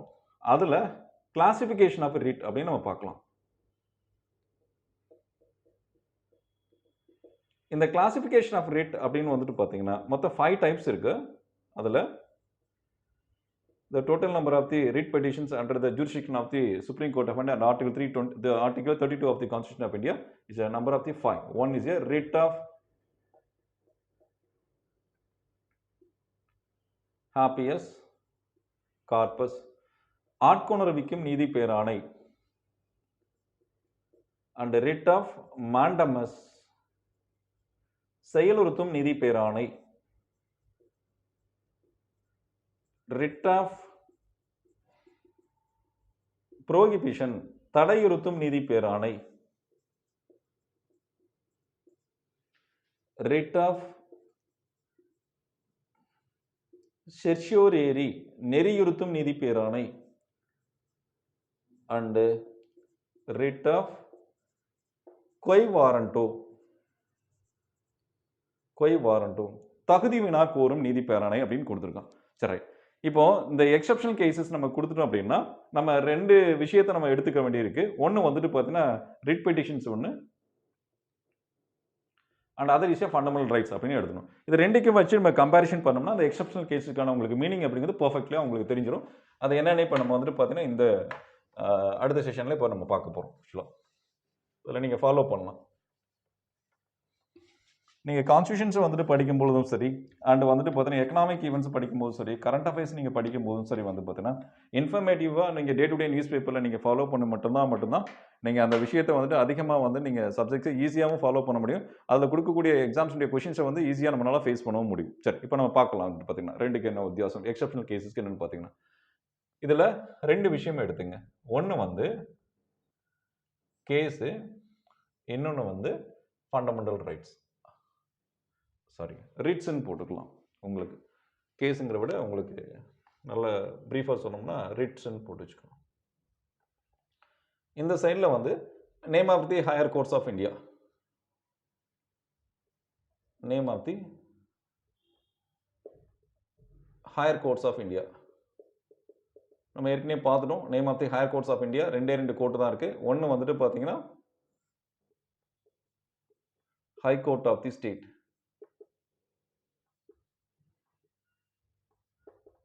அதர் இஸ் வந்துட்டு சுப்ரீம் கோர்ட் ஆஃப் இந்தியா அப்படின்னு பார்த்துட்டோம். ரைட், இப்போ இந்த கேஸ் வந்துட்டு பார்த்தீங்கன்னா other than the fundamental rights, இங்கே வந்து ஃபண்டமெண்டல் ரைட்ஸ் அப்படின்னு எழுதிக்கிங்க.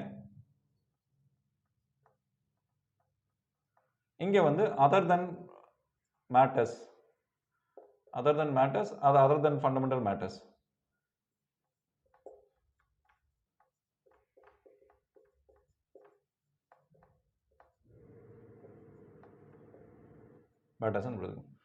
நீங்கள் வந்துட்டு பார்த்தீங்கன்னா இப்போ ஒரு வந்துட்டு பார்த்தீங்கன்னா ஒரு சிவில் டிஸ்பியூட்டாக இருக்குது. லைக் வந்துட்டு பார்த்தீங்கன்னா ஏ அண்ட் பி அப்படிங்கிறதுக்கு வந்துட்டு பார்த்தீங்கன்னா லேண்ட் டிஸ்பியூட்டு, இல்லை இன்டர்ஸ்டேட் வந்துட்டு பார்த்தீங்கன்னா water dispute, and government of இந்தியாவுக்கும் கவர்மெண்ட் ஆஃப் ஸ்டேட்டுக்கு வந்து பார்த்தீங்கன்னா இஷ்யூ. இந்த மாதிரி இருக்க ஈவெண்ட்ஸில் வந்து பார்த்தீங்கன்னா அது இண்டிவிஜுவல் பர்சனாக இருந்தாலும் சரி, அது கிளாசிஃபிகேஷனாக வந்து பார்த்தீங்கன்னா இது வந்துட்டு பார்த்தீங்கன்னா கவர்மெண்ட் சைட், இது இண்டிவிஜுவல் பர்சன் சைட். தனிப்பட்ட நபராக இருக்கலாம், அரசாங்கமாக இருக்கலாம். அப்போ இந்த நிலையில் வந்து மாநிலங்களுக்கு இடையேயான பிரச்சனைகள், அரசாங்கங்களுக்கு இடையே பிரச்சனைகள், அல்லது நிலம் சம்பந்தப்பட்ட அல்லது சொத்து விவகாரம் தொடர்பான வந்து தனிப்பட்ட நபரினுடைய வந்து பார்த்தீங்கன்னா வழக்குகள், இவை அனைத்தும் வந்து பார்த்தீங்கன்னா வழக்குகளின் பேரில் மட்டுமே based on the jurisdiction of the court, based on the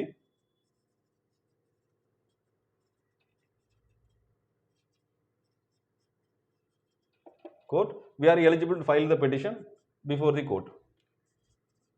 We are eligible filed the case before the jurisdiction of neighbor courts. இந்த மாதிரியான பிரச்சனைகள் என்பது ஏற்படுகின்ற போது, அதாவது இந்த இடத்துல நல்லா புரிஞ்சுக்கணும், நான் ரெண்டு விஷயம் கோட் பண்ணியிருக்கேன். அதாவது இண்டிவிஜுவல் பர்சன், கவர்மெண்ட் சைடு அப்படின்னாவே நீங்க சுப்ரீம் கோர்ட் ஆஃப் இந்தியாவில் மட்டும் தான் பண்ண முடியும். நான் சொல்றது இண்டிவிஜுவல் பர்சனுக்கு நான் கோட் பண்ணி சொல்லிட்டு இருக்கேன். நீங்க கவர்மெண்ட் சைடுல பிரச்சனை, ரெண்டு கவர்மெண்ட், மத்திய அரசாங்கத்துக்கும் மாநில அரசாங்கத்துக்குடைய ப்ராப்ளம், இல்ல வந்து பார்த்தீங்கன்னா ரெண்டு மாநிலங்களுக்கு இடையே வந்துட்டு டிஸ்பியூட்ஸ் இருக்கு.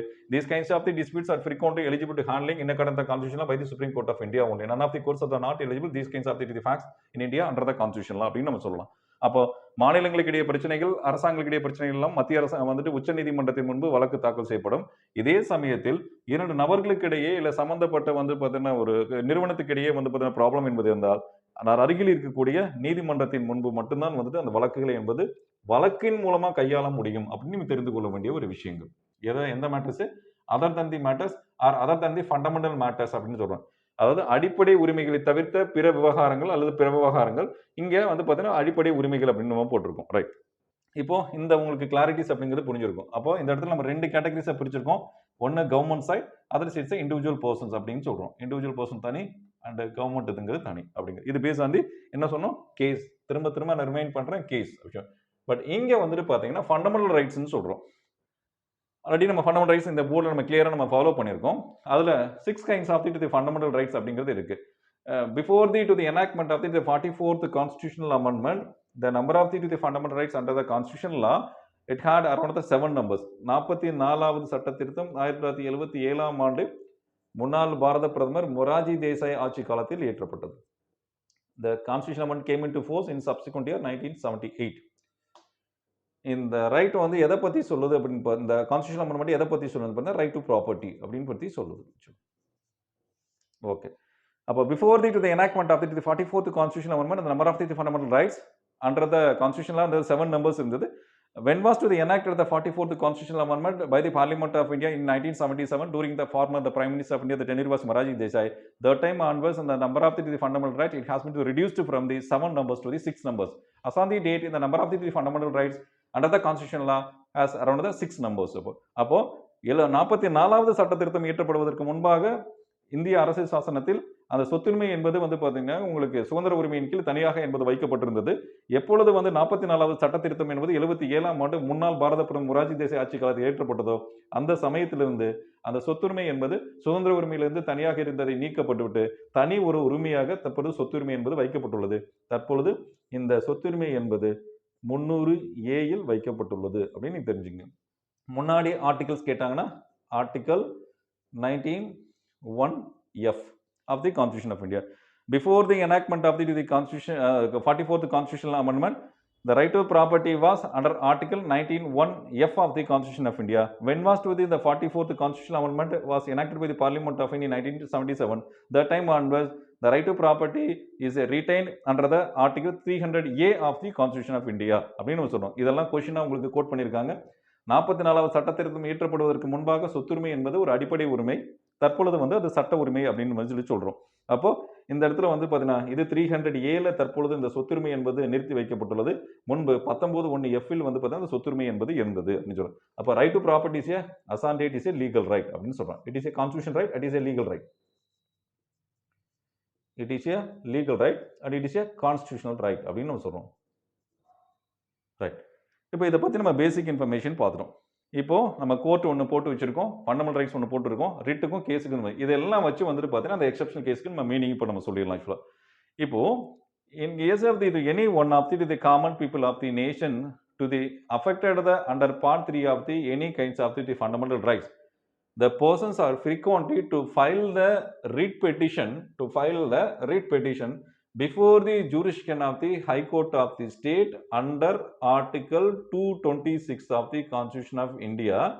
He or she to file the classification of the writ petition like the writ of habeas corpus, a writ of mandamus, a writ of prohibition, and a writ of on the certiorari, and writ of on the covenant. Based on the requirement, based on the to the deficiency, based on the lack of the services from the government side or any one of the even the prime petitions to file the 2 kinds of the options are frequently retained by the common people of the nations under the constitutional law. The name of the prime the petitions to file the before the jurisdiction of this High Court of the state under Article 226 of the Constitution of India, or else to immediately primarily to file the writ petition before the jurisdiction of the under Article 32 of the Constitution of India அப்படின்னு சொல்லலாம்.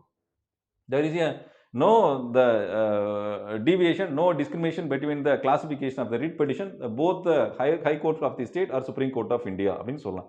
இதை உங்களுக்கு எப்படி சிம்பிளிஃபிகேஷனாக சொல்லணும் அப்படின்னு பார்த்தீங்கன்னா, இந்தியாவில் வந்துட்டு ஒரு இருக்கின்ற ஒரு இந்திய பிரஜை ஏதாவது ஒரு அடிப்படை உரிமைகள் என்பது பாதிக்கப்பட்டால் அந்த பாதிக்கப்பட்ட நபர் உடனடியாக வந்துட்டு உச்ச நீதிமன்றத்திலோ உயர் நீதிமன்றத்திலோ வந்துட்டு நீதி பேராணைகளை தாக்கல் செய்து சரத்து உச்ச நீதிமன்றத்தில் 32 வாயிலாகவும் உயர் நீதிமன்றமாக இருப்பின் சரத்து 226 வாயிலாகவும் தனக்கான வழங்கப்பட்டுள்ள அடிப்படை உரிமைகளுக்கு எதிரான வந்துட்டு உரிமைகளை இந்த நீதி பேராணைகள் மூலம் மீட்டெடுத்துக் கொள்ளலாம் அப்படிங்கிறது நம்ம தெளிவாக சொல்லப்படுது. அப்போ இந்த இடத்துல எல்லா விஷயத்துக்கும் நம்ம வந்து ஒன் பை ஒன்னா we move to the ready to the immediately file the cases before the jurisdiction of the neighbor courts.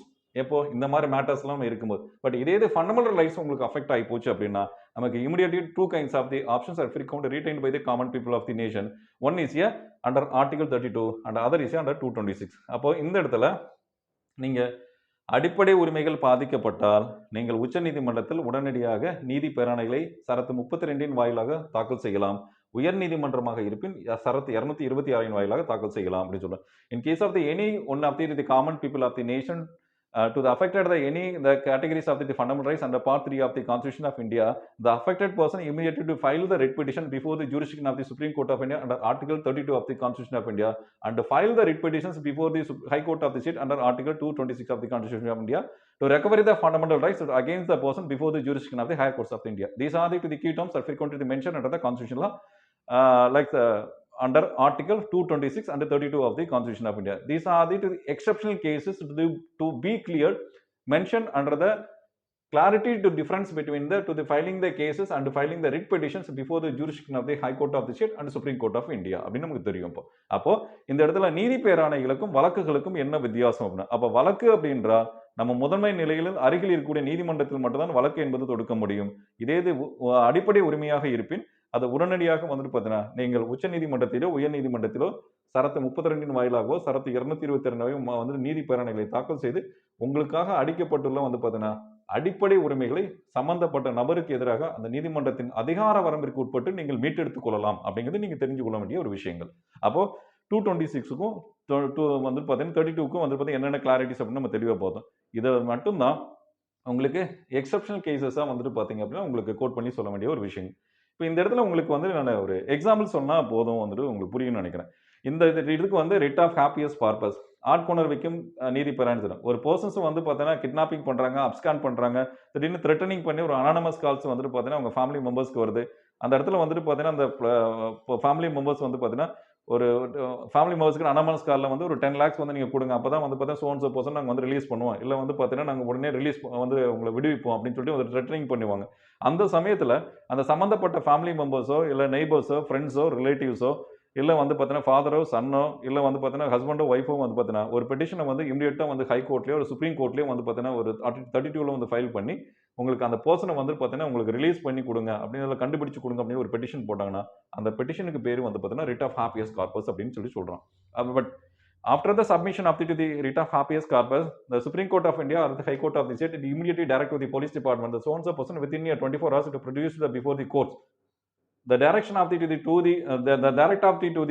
directions are given to the police department by the High Court of the State or Supreme Court of India during the submission of the application before the jurisdiction of the higher courts. The name of the petition of the writ is writ of habeas corpus அப்படின்னு சொல்றோம். mandamus அப்படின்னு சொல்லி பார்த்தீங்கன்னா அதுலேயே வந்து பார்த்தீங்கன்னா to execute the powers, ஒரே ஷார்ட்ல ஆலோசனை டு எக்ஸிக்யூட் த பவர்ஸ், அதிகாரத்தை வந்துட்டு செயல்படுத்து அல்லது நடவடிக்கை செய் அப்படின்னு சொல்றோம். மேண்டமஸ்னா execution, நடைமுறைப்படுத்துறது. Actually the peoples are retain the powers but cannot use these kinds of the powers. The time the affected the common people of the nation to file the petitions before the jurisdiction of the High Court of the State or Supreme Court of India under Article 226 of the Constitution or also 32 of the Constitution of India to execute the powers to the direction to the higher officers and particular government employees or government officers by the beneficiary. The name of the event of the writ petition writ of mandamus அப்படின்னு சொல்றோம். இப்போ இந்த இடத்துல செயலுறுத்தும் நீதி பேராணை அப்படின்னு சொல்றோம். ஒரு இப்போ I take that to the example to the consideration பார்த்தீங்கன்னா இன்னைக்கு நம்ம வந்துட்டு பார்த்தீங்கன்னா கவர்மெண்ட் சைடில் நமக்கு ஒரு கம்யூனிட்டி சர்டிஃபிகேட் அப்ளை பண்ணுறோம், இல்லை டிரைவிங் லைசன்ஸ் வந்து பார்த்தீங்கன்னா அப்ளை பண்ணுறோம். நமக்கான வந்துட்டு அந்த டைம் டியூரேஷனுக்குள்ள அந்த கம்யூனிட்டி சர்டிஃபிகேட்டும் வந்து பார்த்தீங்கன்னா இந்த டிரைவிங் லைசன்ஸ் நமக்கு வந்து ப்ராப்பராக கொடுக்கல அப்படின்னு பார்த்தீங்கன்னா அந்த கவர்மெண்ட் அஃபீஷியல்ஸ்க்கு அகேன்ஸ்டாக வந்து பார்த்தீங்கன்னா நம்ம ரிட் ஆஃப் ஒரு மேண்டமஸ் வந்து பெட்டிஷனை வந்துட்டு ஹை கோர்ட்லேயோ சுப்ரீம் கோர்ட்லேயோ வந்துட்டு பார்த்தீங்கன்னா ஃபைல் பண்ணி நமக்கு அதுக்கான வந்து ரெமிடியை வந்து இமீடியட் ரெக்கவரி பண்ண முடியும் அப்படிங்கிறது தான் அந்த ரிட் ஆஃப் வந்து மேண்டமஸ் அப்படிங்கிறது நம்ம யூஸ் பண்ணுறோம். அப்போ ஆக்சுவலாக to issue the driving licence by the RTO office, to issue the community certificate by the revenue department. அப்போ அந்த இடத்துல கவர்மெண்ட் அஃபீஷியல்ஸ் அந்த இடத்துல ரெஸ்பான்சிபிள் பர்சன்ஸாக இருக்காங்க. அதனால வந்து பார்த்தீங்கன்னா ரிட் ஆஃப் மேண்டமஸ் அப்படிங்கிறது actual to retain the powers by the government employees, government officials. அதை வந்து நம்ம இம்ப்ளிமெண்ட் பண்ண சொல்லி ஒரு எக்ஸிகூஷன் பண்ண சொல்றதுக்கு ஒரு போடக்கூடிய ஒரு பெட்டிஷனுக்கு பேர் தான் ரிட் ஆஃப் மேண்டமஸ் அப்படின்னு சொல்றோம். அதுக்கு short follow to execute the powers so and so person அப்படின்னு சொல்லி நம்ம போடுறோம். அடுத்து ப்ரோஹிபிஷன் அப்படின்னு நம்ம சொல்றோம்.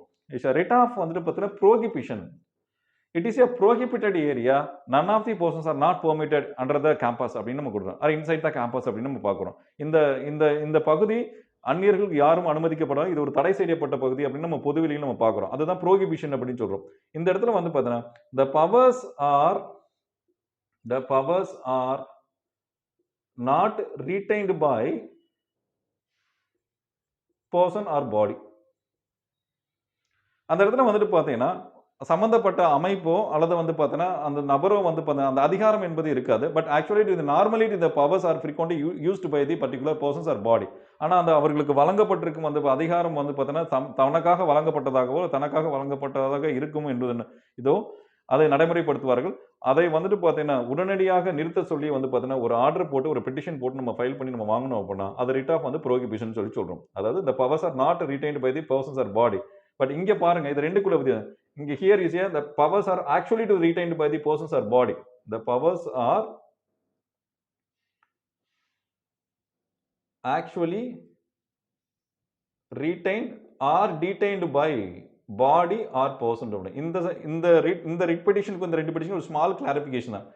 இங்க வந்து பாத்தீங்கன்னா powers are normally retained by the persons or body. இங்க வந்து the powers are not retained by the body or persons அப்படின்னு சொல்றோம். இந்த இடத்துல அதிகாரம் என்பது சம்பந்தப்பட்ட வந்து பார்த்தீங்கன்னா நபருக்கும் அமைப்புக்கும் என்பது சட்டத்தின் வாயிலாக வழங்கப்பட்டிருக்கும்.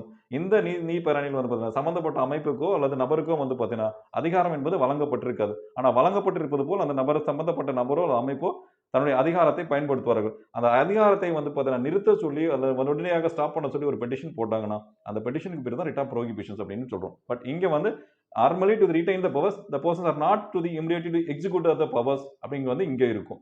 இங்க பவர்ஸ் இருந்து யூஸ் பண்ண மறுக்கிறாங்க, இங்க பவரே இல்ல யூஸ் பண்றாங்க. அப்ப ரெண்டுக்குமே வந்துட்டு coincide difference between the opposite அப்படின்னு நம்ம சொல்ல முடியும். அப்போ இங்க மேண்டமஸ், இங்க ப்ரோஹிபிஷன் அப்படின்னு நம்ம சொல்றோம். அப்ப ரிட் ஆஃப் செர்ஷியோரேரி அப்படின்னு பார்த்தா இந்த இடத்துல வந்து பாத்தீங்கன்னா it is a certified to the lower courts by the வந்துட்டு apex court of India. Likes வந்து பாத்தீங்கன்னா உங்களுக்கு உச்ச நீதிமன்றமோ உயர் நீதிமன்றமோ வந்துட்டு பாத்தீங்கன்னா தனக்கு கீழ்நிலையில் இருக்கக்கூடிய நீதிமன்றங்கள் வழங்கக்கூடிய தீர்ப்புகளுக்கு வந்து பாத்தீங்கன்னா அங்கீகாரம் வழங்குவது டு தி சர்டிஃபைடு அப்படின்றத செர்ஷியோரேரி அப்படின்னு சொல்றான்.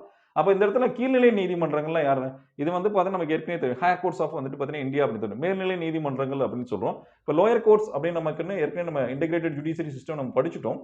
அதுல தாலுக் கோர்ட்ஸ் ஒன்று வந்துட்டு பாத்தீங்கன்னா அடுத்து வந்து டிஸ்ட்ரிக்ட் கோர்ட் அப்படின்னு சொல்றோம்.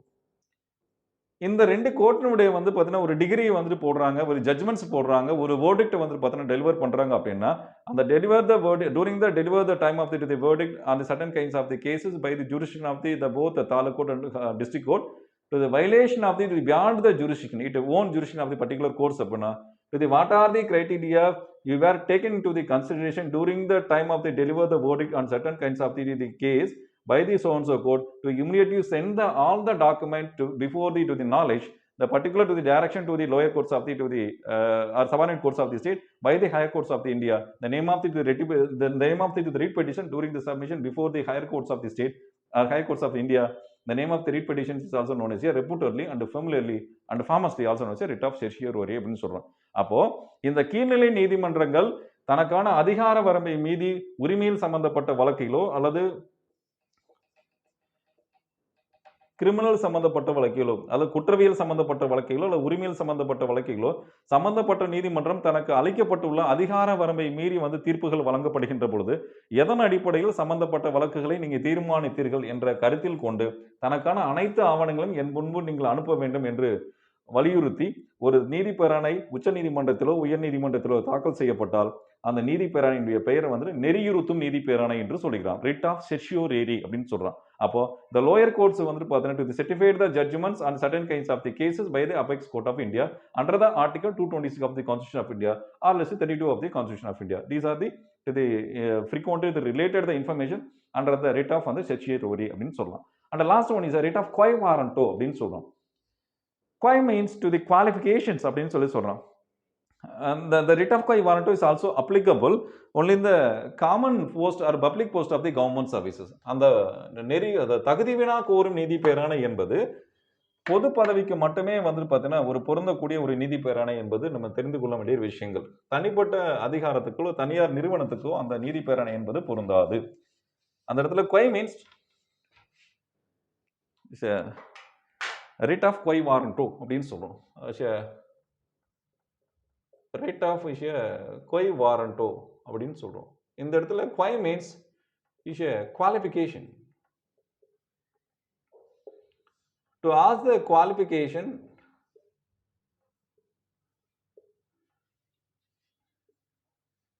any one of the person before the jurisdiction of office of public post of government, public post of governments.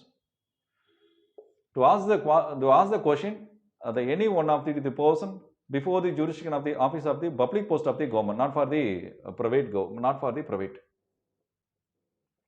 or private limited, and so on. So அதாவது ஒரு சம்பந்தப்பட்ட to ask the question any one of the person before the jurisdiction of the office of the public post of government. இந்த இடத்துல வந்து பார்த்தீங்கன்னா ஒரு பொது பதவிக்கு ஒரு தகுதி வாய்ந்த ரெண்டு பேர் எடுக்க. I take the consideration to the comparison between the A and B. ஏங்கிறது வந்து பார்த்தீங்கன்னா ஒரு qualified person for suitable for the public post, for suitable for public post. பொது பதவிக்கு வந்து பார்த்தீங்கன்னா தகுதியான நபர் அவர். பிங்கிற வந்துட்டு பார்த்தீங்க அப்படின்னா fit for the unfit for the particular post, unfit for the public post. இந்த ரெண்டு பர்சன்ஸ் இருக்காங்க விஷயம் வந்து பார்த்தீங்கன்னா ஒன்று வந்துட்டு பார்த்தீங்கன்னா குவாலிஃபைட் பர்சன், இன்னும் அன்ஃபிட் ஃபார் தி வந்து பர்டிகுலர் போஸ்ட். அதை வந்து பார்த்தீங்கன்னா அப்போ இந்த இடத்துல வந்து ஒரு பொது பதவி இருக்கு, ரெண்டு நபர்கள் இருக்காரு. ஏ என்பது சம்பந்தப்பட்ட வந்துட்டு பார்த்தீங்கன்னா ஒரு பதவிக்கு வந்து தகுதி வாய்ந்த நபர். பி என்பவர் அந்த சம்பந்தப்பட்ட பதவிக்கு வந்து பார்த்தீங்கன்னா தகுதியற்ற நபர். இந்த இடத்துல நான் திரும்ப சொல்றேன், த ரிட் ஆஃப் வந்துட்டு quo warranto only the applicable for the public post only, not for the private post. தனியார் நிறுவனமோ தனி பிசினஸ் மேனோ இல்லை பெரிய நிறுவனமோ இல்லை தனியார் செய்கின்ற வந்து பார்த்தீங்கன்னா பெருநிறுவனமாக இருக்கணும், அந்த சம்பந்தப்பட்ட வந்து பார்த்தீங்கன்னா நீதி பேரணை, அந்த சம்பந்தப்பட்ட விவகாரங்களுக்கு இந்த நீதி பேரணை என்பது பொருந்தாது. இது பொது பதவிகளுக்கு மட்டும், அரசாங்கத்துடைய பதவிகளுக்கு மட்டுமே வந்து சம்பந்தப்பட்ட வந்து பார்த்தீங்கன்னா ஒரு அதிகாரிகளோ இல்லை சம்பந்தப்பட்ட வந்து நபரோ பாதிக்கப்படுகின்ற பொழுது சம்பந்தப்பட்ட நபரினுடைய தகுதிகளை கேள்வி எழுப்பி அந்த உச்ச நீதிமன்றத்திலோ உயர் நீதிமன்றத்திலோ தாக்கல் செய்யப்படுகின்ற நீதி பேராணைக்கு பெயர் தான் சிறப்பு வாய்ந்த சொற்களாக தகுதி வினா கோரும் நீதி பேராணை என்று நாம் சொல்கிறோம். இப்போ நான் எக்ஸாம்பிள்ஸ் நான் உங்களுக்கு சொல்றேன், நீங்க உங்களுக்கு புரியும்னு நினைக்கிறேன். இப்போ நான் சொன்ன டெஃபினேஷனை வச்சு உங்களுக்கு நான் எக்ஸாம்பிள்ஸ் சொல்றேன், நீங்க ஃபாலோ பண்ணிக்கலாம். அப்போ ஏன்னு ஒரு பர்சன் வந்து குவாலிஃபைடு இருக்கார், பின்னு ஒரு பார்த்தீங்கன்னா அன்குவாலிஃபைடு ஒரு பர்சன்ஸ் இருக்கார், பிங்கிற ஒரு பர்சன்ஸ் இருக்கார். இப்போ இந்த ஏங்கிற குவாலிஃபைடு வந்து பார்த்தீங்கன்னா குவாலிஃபை இருக்க பர்சன் இருக்கும்போது பிங்கிற ஒரு குவாலிஃபைடு இல்லாத ஒரு பர்சனை வந்து பார்த்தீங்கன்னா ஒரு பப்ளிக் போஸ்ட் கவர்மெண்ட் சைடில் வந்து அப்பாயின்மெண்ட் பண்ணுறாங்கன்னு வச்சுக்கலாம். I take the tentative example, not for the confirmed, but take the tentative examples also. அப்போ அந்த பிங்கிற அப்பாயின்மெண்ட் பண்ணுறாரு.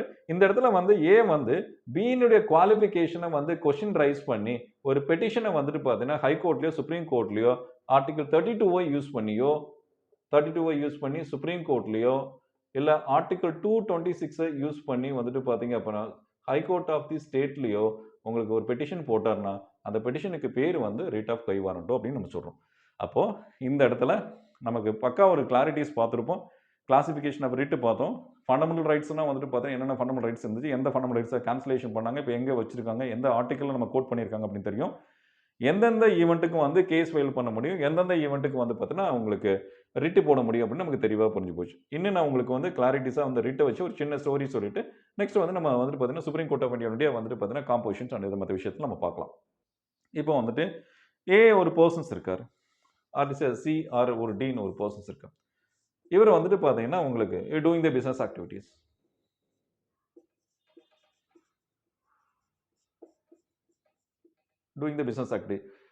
டிங்கிறவர் வந்துட்டு பார்த்தீங்க அப்படின்னா வந்துட்டு ஒரு சிட்டிசன் ஆஃப் தி நேஷன். ரெண்டு பேருமே சிட்டிசன் ஆஃப் தி நேஷன் தான், பட் இவர் பிஸ்னஸ் பண்ணுறாரு, ரைட். இவர் வந்துட்டு பார்த்தீங்கன்னா ரெண்டு பேர்த்துக்குமே ரைட் டு லைஃப். நமக்கு வந்துட்டு இந்த இடத்துல நான் ரெண்டு கம்பேரிஷன்ஸ் நான் உங்களுக்கு கொடுக்குறேன். ஒன் இஸ் வந்துட்டு பார்த்தீங்கன்னா article is 19(1) G of the Constitution of India.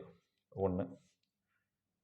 அடுத்து வந்துட்டு பார்த்தீங்கன்னா செகண்ட் ஆர்டிகல்ஸ் வந்துட்டு பார்த்தீங்கன்னா article 21 of the constitution of India அப்படின்னு நான் 2 ஆர்டிகலை கம்பேரிஷன் வச்சு இந்த சி அண்ட் டிக்கான வந்துட்டு பார்த்தீங்கன்னா ஃபண்டமெண்டல் ரைட்ஸ் வந்து எப்படி எம்பவர்மெண்ட் ஆயிருக்கு, எப்படி வந்து பார்த்தீங்கன்னா ஒரு ஜட்ஜ்மெண்ட்ஸ் கொடுத்துருக்காங்க அப்படின்னு நம்ம கிளாரிட்டிஸாக பார்ப்போம். ஒன்று வந்து நான் சி எடுத்துக்கிட்டேன், இன்னொன்று டி எடுத்துக்கிட்டேன். இவர் 2 பேருமே இந்த common citizen of the nation தான். பட் இதில் வந்து சிங்கிற எஸ்பெஷலி வந்துட்டு doing the business activities in residential area. நல்லா புரிஞ்சுக்கணும். ரெசிடென்ஷியல் ஏரியாவில் இவர் ஒரு பிஸ்னஸ் பண்ணுறார். இந்த இடத்துல வந்து ஆர்டிகல் 19(1)G அப்படிங்கிறது எதை பற்றி சொல்லுது, கோட் பண்ணுதுன்னா right to trade, profession and any kinds of occupational pattern. எந்த ஒரு தொழிலையோ எந்த ஒரு வணிகத்தையோ எந்த ஒரு வந்து பார்த்தீங்கன்னா பணியையோ செய்வதற்கான உரிமையை பற்றி சொல்லுது. Right to trade and profession and any kinds of occupational pattern அப்படின்னு நம்ம சொல்றோம். இது எந்த ஆர்டிகல் கோட் பண்ணியிருக்காங்க? Right article 19(1)G. இந்த ஆர்டிகல் 19(1)G வந்து பார்த்தீங்கன்னா எந்த இதில் இருக்குன்னு பார்த்தீங்கன்னா ரைட் டு ஃப்ரீடம்ல இருக்கு நமக்கு. ரைட். இங்க ஒரு ஆர்டிகல் நம்ம ஸ்கிப் பண்ணியிருக்கோம். இந்த ரைட் டு வந்துட்டு article 21 of the constitution of இது எதை பற்றி நம்ம கோட் பண்ணதுன்னு பார்த்தீங்கன்னா உங்களுக்கு right to life and liberty அப்படின்னு சொல்லுவோம். தனி மனித வாழ்வு மற்றும் தனி மனித உரிமையை பற்றி நமக்கு சொல்றதுன்னு சொல்றோம். பட் இந்த 2 ஆர்டிகளை வச்சுட்டும் இந்த பர்சனை வச்சுட்டு நான் ஒரு எக்ஸாம்பிள் சொல்றேன். உங்களுக்கு easy to the capture to the exceptional case நம்ம ஈஸியாக நம்ம கோட் பண்ணிடலாம் அப்படின்னு சொல்லிட்டு. இப்போ ஏற்கனவே நம்ம கேஸுக்கும் ரிட்ஸ்க்கும் நம்ம டிஃபரன்ஸ் பார்த்துட்டோம். எதை வந்து இம்பார்ட்டன்ட் ஈவெண்ட்ஸ் வந்து பார்த்தா எந்த ஃபண்டமெண்டல் ரைட்ஸை எலிமினேட் பண்ணாங்க, எந்த அமெண்ட்மெண்ட்ஸ்னு பார்த்துட்டோம். கிளாசிஃபிகேஷன் ஆஃப் ரிட்டை பார்த்தோம், அந்த ரிட்டினுடைய எக்ஸ்பிளனேஷன் பார்த்தோம். அதுக்கப்புறம் ஆர்டிகல் 32க்கும் 226க்கும் வந்து பார்த்தீங்கன்னா என்ன டிஃபரன்ஸ் அப்படின்னு பார்த்தோம். இப்போ இதை வந்து எடுத்து நம்ம இவ்வளோ பார்த்த இன்ஃபர்மேட்டிவ்ஸை I directly go to the applicable between the C and D categories of the people of the nations under the article 19(1)G and 21 of the Constitution of India அப்படின்னு சொல்றோம். இப்போ சி வந்து 2 பேருமே வந்து பார்த்தீங்கன்னா சி அண்ட் டி 2 பேருமே வந்து பார்த்தீங்கன்னா இந்தியாவினுடைய ஒரு குடிமகன்கள் தான். அது எந்த மாற்றமும் இல்லை. சிட்டிசன் ஆஃப் தி நேஷன் அப்படின்னு நான் கன்சிடரேஷன் பண்ணிக்கிட்டேன். ஓகே. இவர் வந்துட்டு பார்த்தீங்கன்னா சி என்பவர் வந்துட்டு பார்த்தீங்கன்னா ஒரு என்ன சொல்றது குடியிருப்பு பகுதியில் வந்துட்டு பார்த்தீங்கன்னா ஒரு தொழில் புரிகிறார். எதன் அடிப்படையில் வந்துட்டு பார்த்தா 24/7 into 360 டேஸ்ல வந்துட்டு பார்த்தீங்கன்னா 365 டேஸ்ல வந்துட்டு பார்த்தீங்கன்னா ஷிஃப்ட் பேஸ்ல வந்துட்டு பார்த்தீங்கன்னா மேன் பவர் ரெக்ரூட்மெண்ட்டை வச்சுட்டு வந்து பார்த்தீங்கன்னா அந்த பிசினஸ் ஆக்டிவிட்டிஸாக அவர் பண்ணுறாரு. 24 மணி நேரம் அந்த பிசினஸ் ஓடிட்டு தான் இருக்கு. 7 நாளும் போயிட்டு இருக்கு, 365 நாளும் போயிட்டு இருக்கு. இது எதுபடி வந்துட்டு பார்த்தீங்கன்னா இவர் பண்ணிட்டு இருக்காரு அப்படின்னா ஆர்டிகல் 19(1)G படி அந்த பிசினஸ் ஆக்டிவிட்டிஸை பண்றாரு. இவர் வந்துட்டு பார்த்தீங்கன்னா டி வந்துட்டு பார்த்தீங்கன்னா இந்த இப்போ நல்லா புரிஞ்சுக்கணும். இந்த ஈவெண்ட் வந்து எங்கே நடக்கும்? இந்த events are frequently happening before the jurisdiction of the residential areas. குடியிருப்பு பகுதியில் இந்த 24 மணி நேரம் இட்டு 7 நாள் இன்ட்டு 365 நாள் இந்த தொழில் நடவடிக்கை நடந்து கொண்டு இருக்கிறது. இதை பண்றவர் யாருன்னு பார்த்தீங்கன்னா சீன் அப்படின்னு நம்ம கோட் பண்ணிட்டோம். அந்த டி வந்துட்டு பார்த்தீங்க அப்படின்னா என்ன பண்றாருன்னா அந்த குடியிருப்பு பகுதியில் வந்து பார்த்தீங்கன்னா இந்த பிசினஸ் ஆக்டிவிட்டிஸ் சரி நடக்கக்கூடிய ஒரு ஏரியாவில் வந்து குடியிருக்கக்கூடிய ஒரு நபர். நைட்டு வந்துட்டு பார்த்தீங்கன்னா 24/7 365 டேஸில் வந்துட்டு உங்களுக்கு வந்துட்டு அந்த மிஷின் ஓடுறதுனால அவருக்கு மிகப்பெரிய ஒரு நாய்ஸாக இருக்குது. ஆக்சுவலாக பார்த்தீங்கன்னா அவரால் வந்து ஒரு டீப் ஸ்லீப் வந்து பண்ண ஒரு குவைட் அண்ட் காமாக ஒரு ப்ளசண்ட்டாக வந்து அந்த லைஃப் அங்கே அவரால் லீட் பண்ண முடியல. ஏன்னா அவங்களுக்கு ஒரு சத்தமாகவே இருக்குது, ஒரு நியூசன்ஸ் மாதிரியே இருக்குது. இப்போ என்ன பண்ணுறாரு அப்படின்னு பார்த்தீங்கன்னா அந்த டிங்கிறவர் வந்துட்டு பார்த்தீங்கன்னா உங்களுக்கு சுப்ரீம் கோர்ட்டில்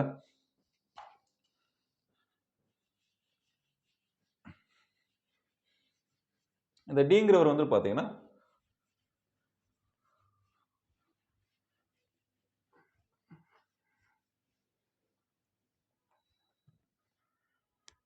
இந்த டிங்கிறவர் என்ன பண்ணுறாருன்னு பார்த்தீங்க அப்படின்னா சுப்ரீம் கோர்ட் ஆஃப் இந்தியாவில் ஆர்டிகல்ஸ் வந்துட்டு பார்த்தீங்கன்னா 32 பயன்படுத்தி ஒரு ரிட் ஆஃப் வந்து பார்த்தீங்கன்னா ப்ரோஹிபிஷன் போடுறாரு. ரிட் ஆஃப் ப்ரோஹிபிஷன் நமக்கு ஏற்கனவே மீனிங் தெரியும். ரிட் ஆஃப் ப்ரோஹிபிஷன்னா it is a prohibited area, none of the persons are not permitted அப்படின்னு ஒரு எக்ஸாம்பிள் சொன்னோம். இது வந்து ஒரு தடை செய்யப்பட்ட பகுதி, அந்நியர்கள் எவரும் உள்ளே வருவதற்கு அனுமதி கிடையாது அப்படிங்கிற ஒரு மீனிங்கான ஒரு எக்ஸாம்பிளா உங்களுக்கு புரிஞ்சுக்கிறதுக்காக நான் சொன்னேன். ஆக்சுவலா அப்போ ரிட் ஆஃப் வந்து ப்ரோஹிபிஷன் சொல்லி சொல்றோம். அப்போ அந்த இடத்துல writ of prohibition to stop or immediately to stop, immediately to stop அப்படின்னு சொல்லி சொல்றோம். ரைட். இப்போ இந்த இடத்துல வந்துட்டு பார்த்தீங்கன்னா இந்த ஆர்குமெண்ட் வந்து எதை பற்றி போகுது அப்படின்னு பார்த்தீங்கன்னா நமக்கு ஏற்கனவே ஆர்டிகல் 19(1)G இந்த பக்கம் ஆர்டிகல் 21 அப்படின்றது. இப்போ இந்த நம்பர் வந்து இது டி, இது சிங்கிற நம்பர் அங்கே நம்ம பார்த்துருக்கோம். இவர் பிஸ்னஸ் பீப்புள், இவர் பிஸ்னஸ் பீப்புள், இவர் நார்மல் ரெசிடென்ட், வசிப்பவர், அந்த பகுதியில் வந்து வசிப்பவர், ரெசிடென்ட் அப்படின்னு. இப்போ என்ன சொல்கிறாருன்னு பார்த்தீங்கன்னா, எனக்கு வந்துட்டு கான்ஸ்டியூஷனில் ஃபண்டமெண்டல் ரைட்ஸில் ஆர்டிகல் 21ல் நீங்கள் right to life and liberty அப்படிங்கிற ஒரு வார்த்தை கூட, தனி மனித வாழ்வு மற்றும் தனி மனித சுதந்திரத்தை பற்றி சொல்கிறீங்க. Right to life and liberty அப்படின்னு சொல்கிறீங்க. தனி மனித வாழ்வு மற்றும் தனி மனித சுதந்திரத்தை பற்றி நீங்கள் சொல்கிறீங்க. பட் அதே சமயத்தில் என்னால் வந்து என்னுடைய வீட்டில் வந்து பார்த்தீங்கன்னா குவைட் அண்ட் காமாக வந்து என்னுடைய பர்சனல் லைஃப்பை வந்து லீட் பண்ண முடியல. எப்போ பார்த்தாலும் ஒரு நாய்ஸாக இருக்குது, இந்த பிஸ்னஸ் ஆக்டிவிட்டீஸை வந்து இமிடியேட்டாக ஸ்டாப் பண்ணுங்க அப்படின்னு சொல்லிட்டு சுப்ரீம் கோர்ட்டில் இவர் ஆர்டிகல் 32 யூஸ் பண்ணி ரிட் ஆஃப் ப்ரோஹிபிஷன் அப்படிங்கிற ஒரு பெட்டிஷனை வந்து ஃபைல் பண்ணுறாரு. நல்லா புரிஞ்சுக்கணும் நீங்கள். ஆக்சுவலாக இந்த இடத்துல ஆர்டிகல் 21ல் ரைட் டு லைஃப் அண்ட் லிபர்ட்டின்னு வந்து ஒரு ஆர்டிகலில் வந்து மென்ஷன் பண்ணுறாங்க. இந்த டிங்கிற ஒரு பர்சன் நார்மல் ஒரு ரெசிடென்ட் அண்ட் தர்ட் ஏரியா, அந்த ஏரியாவில் வந்து பார்த்தீங்கன்னா இந்த 19(1)G அப்படிங்கிற பிஸ்னஸ் ஆக்டிவிட்டிஸ்ங்கிற சிங்கிற பர்சன்ஸ் வந்து பண்ணுறாரு. இவர் பிஸ்னஸ் பீப்புள். இப்போ இவர் என்ன பண்ணுறாருன்னா, எனக்கு ஆர்டிக்கலில் ஃபண்டமெண்டல் ரைட்ஸில் வந்து பார்த்தீங்கன்னா பார்ட் 3ல் வந்து நீங்கள் 21ல் ரைட் டு லைஃப் அண்ட் லிபர்ட்டின்னு வந்து பார்த்தீங்கன்னா ஒரு ப்ரொவிஷனை கொடுத்துருக்கீங்க. என்னால் வந்துட்டு பார்த்தீங்கன்னா என்ன இருக்கக்கூடிய ரெசிடென்ஸ் ஏரியாவில் வந்துட்டு குவைட் அண்ட் காமாக வந்து பீஸ்ஃபுல்லாக நம்ம வந்துட்டு நம்ம லைஃப்பை லீட் பண்ண முடியல.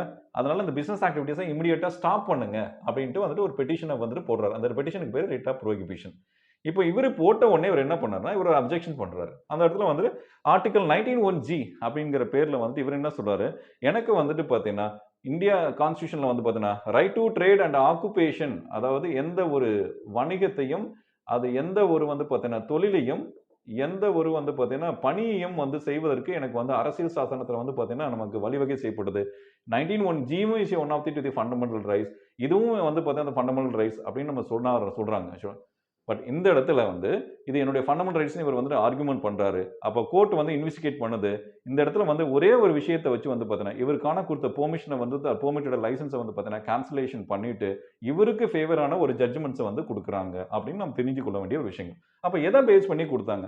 ஆக்சுவலாக நம்ம ஏற்கனவே ஒரு விஷயத்தை நம்ம கோட் பண்ணியிருக்கோம். எந்த ஒரு பிசினஸ் ஆக்டிவிட்டீஸும் வந்துட்டு பார்த்தீங்க அப்படின்னா ரெசிடென்ஷியல் ஏரியாவில் கண்டிப்பாக இருக்கக்கூடாது. அந்த இடத்துல வந்து இண்டஸ்ட்ரியல் ஏரியானே தனியாக இருக்குது ஆக்சுவலாக பார்த்தீங்கன்னா. அப்போ அந்த இண்டஸ்ட்ரியல் ஏரியாவில் வந்தால் மட்டும்தான் நீங்கள் பிஸ்னஸ் ஆக்டிவிட்டீஸ் பண்ணணும். நீங்கள் வந்து பிஸ்னஸ் அதாவது உங்களுக்கு 24 hours into 7 into 365 டேஸில் வந்து பார்த்தீங்கன்னா நீங்கள் பிஸ்னஸ் ஆக்டிவிட்டீஸ் பண்ணிக்கிறது இந்த ரெசிடென்ஸ் ஏரியாவில் பண்ணது நீங்கள் ஃபஸ்ட்டு வந்துட்டு பார்த்தீங்கன்னா இன்வாலிடேஷன் ஆஃப் தி ரிப்போர்ட் அப்படின்னு சொல்கிறாங்க. அது போக வந்துட்டு பார்த்தீங்கன்னா நீங்கள் பிஸ்னஸ் ஆக்டிவிட்டி உங்களுக்கு 2 ஆப்ஷன்ஸ் வந்து நாங்கள் வந்து ஃபாலோ பண்ணுறோம். ஒன்று, நீங்கள் பிஸ்னஸ் ஆக்டிவிட்டீஸை வந்துட்டு பார்த்தீங்கன்னா ரெசிடென்சி ஏரியாவில் இருந்து பிஸ்னஸ் ஆக்டிவிட்டீஸ் ஏரியாவுக்கு மாற்றுங்க. ஒன்று.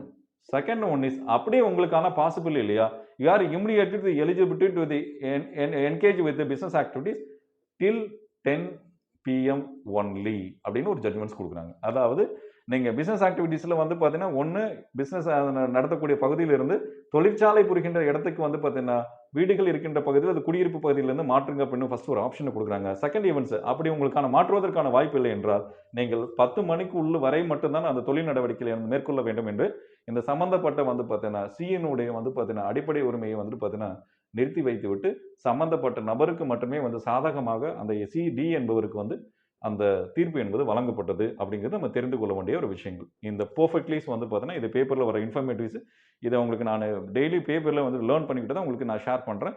பட் இந்த விஷயத்தை தான் அந்த ரிட் ஆஃப் ப்ரோஹிபிஷன்ஸ் அப்படிங்கிற நமக்கு தெளிவாக வருது. அப்போ இந்த இடத்துல உங்களுக்கு ரெண்டுக்குமே நான் கம்பேரிஷன் கொடுத்துட்டேன். ஆர்டிகல் 21க்கும் அந்த 19(1)Gக்கும் அது என்ன ரிப்பீட்டேஷன்ஸ் போடுறாங்க அப்படிங்கிறத நம்ம பார்த்துட்டோம்.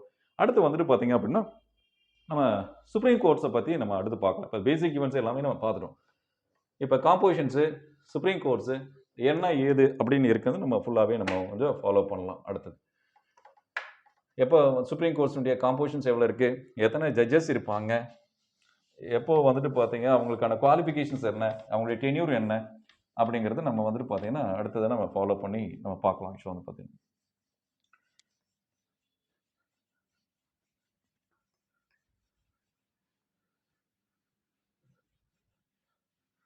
ரைட். இப்போ பார்த்தீங்க அப்படின்னா சுப்ரீம் கோர்ட் ஆஃப் இந்தியா அப்படின்னு பார்க்கலாம். சுப்ரீம் கோர்ட் ஆஃப் இந்தியா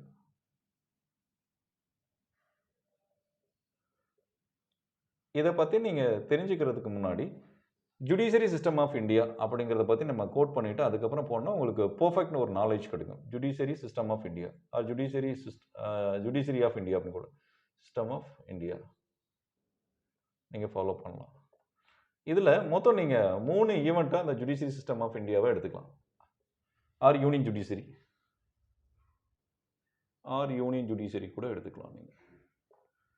இதில் first one is I take the one of the key terms regulating act during the British period 1773, and the second one is issue that Government of India Act 1935, and third one is a Constitution of India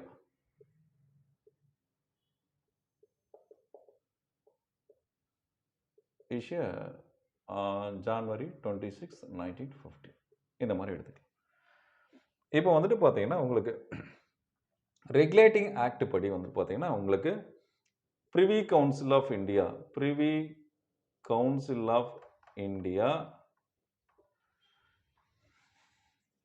was constituted in 1774 at Calcutta under Regulating Act 1773 அப்படின்னு சொல்லலாம். Privy Council of India, அதாவது வந்து பார்த்தீங்கன்னா இந்த இரண்டு சம்பந்தப்பட்ட வந்துட்டு acts வந்து பார்த்தீங்கன்னா டூரிங் த பிரிட்டிஷ் பீரியட். நீங்கள் நல்லா புரிஞ்சுக்கணும். ஆக்சுவலாக இந்த ஜுடிஷியரி சிஸ்டம் படிக்கும்போது இது touring the British period.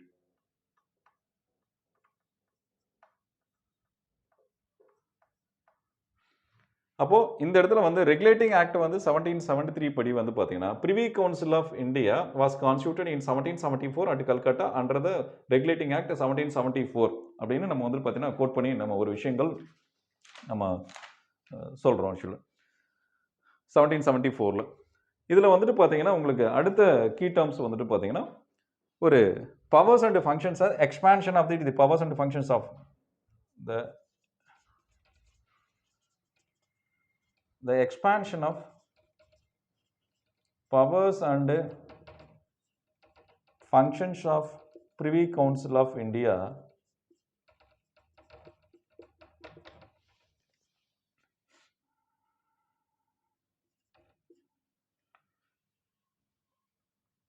the powers and functions of the expansion of powers and functions of Privy Council of India under Act of Settlement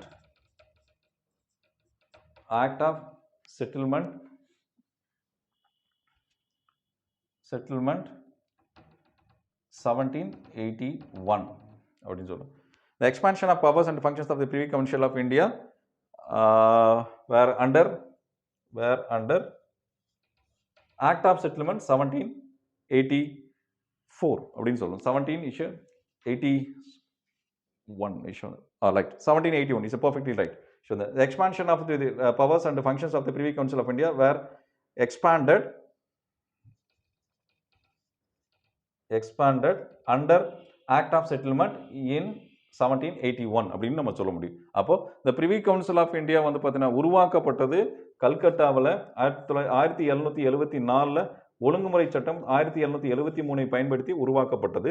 அதே சமயத்தில் அந்த பிரிவி கவுன்சிலுடைய அமைப்பினுடைய அதிகாரங்கள் மற்றும் பணிகள் அனைத்தும் வந்து பார்த்தீங்கன்னா ஆக்ட் ஆஃப் செட்டில்மெண்ட் 1781 சட்டத்தின் வாயிலாக விரிவாக்கம் செய்யப்பட்டது அப்படின்னு தெரிஞ்சு கொள்ள வேண்டிய விஷயங்கள். இது எதுபடி டூரிங் த பிரிட்டிஷ் பீரியட்ல ஃபர்ஸ்ட் ஆக்ட்ல ரெகுலேட்டிங் ஆக்ட்ல நம்ம ஃபாலோ பண்ண வேண்டிய விஷயங்கள். ரைட். அப்போ ஃபர்ஸ்ட் ஆக்ட் நம்ம பெர்ஃபெக்ட்னஸை நம்ம பார்த்துட்டோம். அண்ட் செகண்ட் ஈவெண்ட்ஸ் வந்து பார்த்தீங்கன்னா இந்த இடத்துல காம்போசிஷன்ஸ் நீங்கள் தாராளமாக நீங்கள் பார்க்கலாம். இந்த ஆக்ட் படி the composition of the Privy Council of India had one chief justice and 3 judges of the Privy Council of India. அப்போ மொத்தம் 4 ஜட்ஜஸ் இருந்தாங்க. இவர் வந்துட்டு பார்த்தீங்கன்னா chief justice of Privy Council of India அப்படின்னு சொல்லலாம். இவங்க 3 பேர் பார்த்தீங்க அப்படின்னா justice of Privy Council of India அப்படின்னு பார்க்கணும். இவர்கள் பிரிவி கவுன்சில் அமைப்புடைய தலைமை நீதிபதி. இவர் இந்த 3 பேர் பிரிவி கவுன்சிலுடைய இதர நீதிபதின்னு சொல்றோம். அப்போ who was to the empower the post of the Chief Justice of Privy Council of India after that the formation of the Privy Council under the Regulating Act in 1773? The name of the person was Sir Elijah Impey.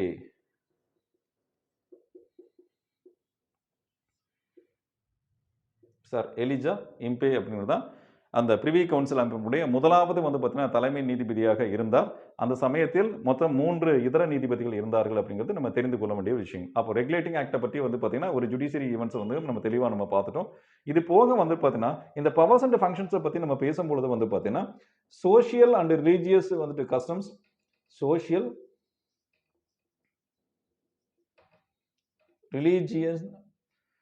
religious usages were retained by Privy Council of India.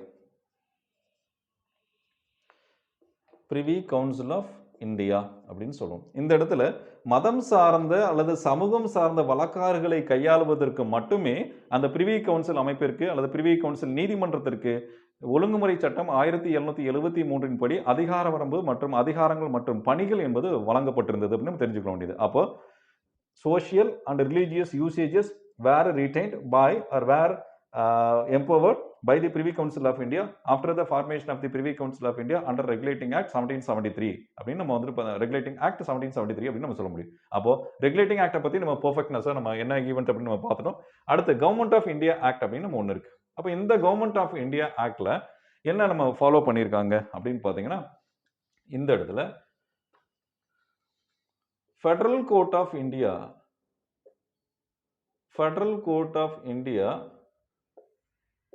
was constituted on April 1937 under Government of India Act 1935.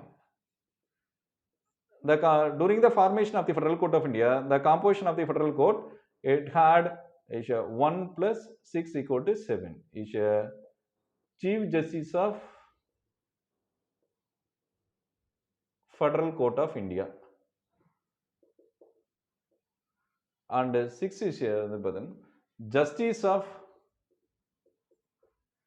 Federal Court of India.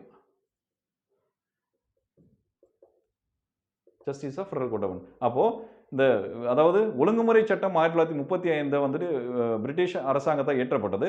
அந்த சட்டத்தின் வாயிலாக கூட்டாட்சி நீதிமன்றம் என்பது இந்தியாவில் April மாதம் 1ஆம் தேதி 1937ஆம் ஆண்டு டெல்லியில் தோற்றுவிக்கப்பட்டது. அது டெல்லி.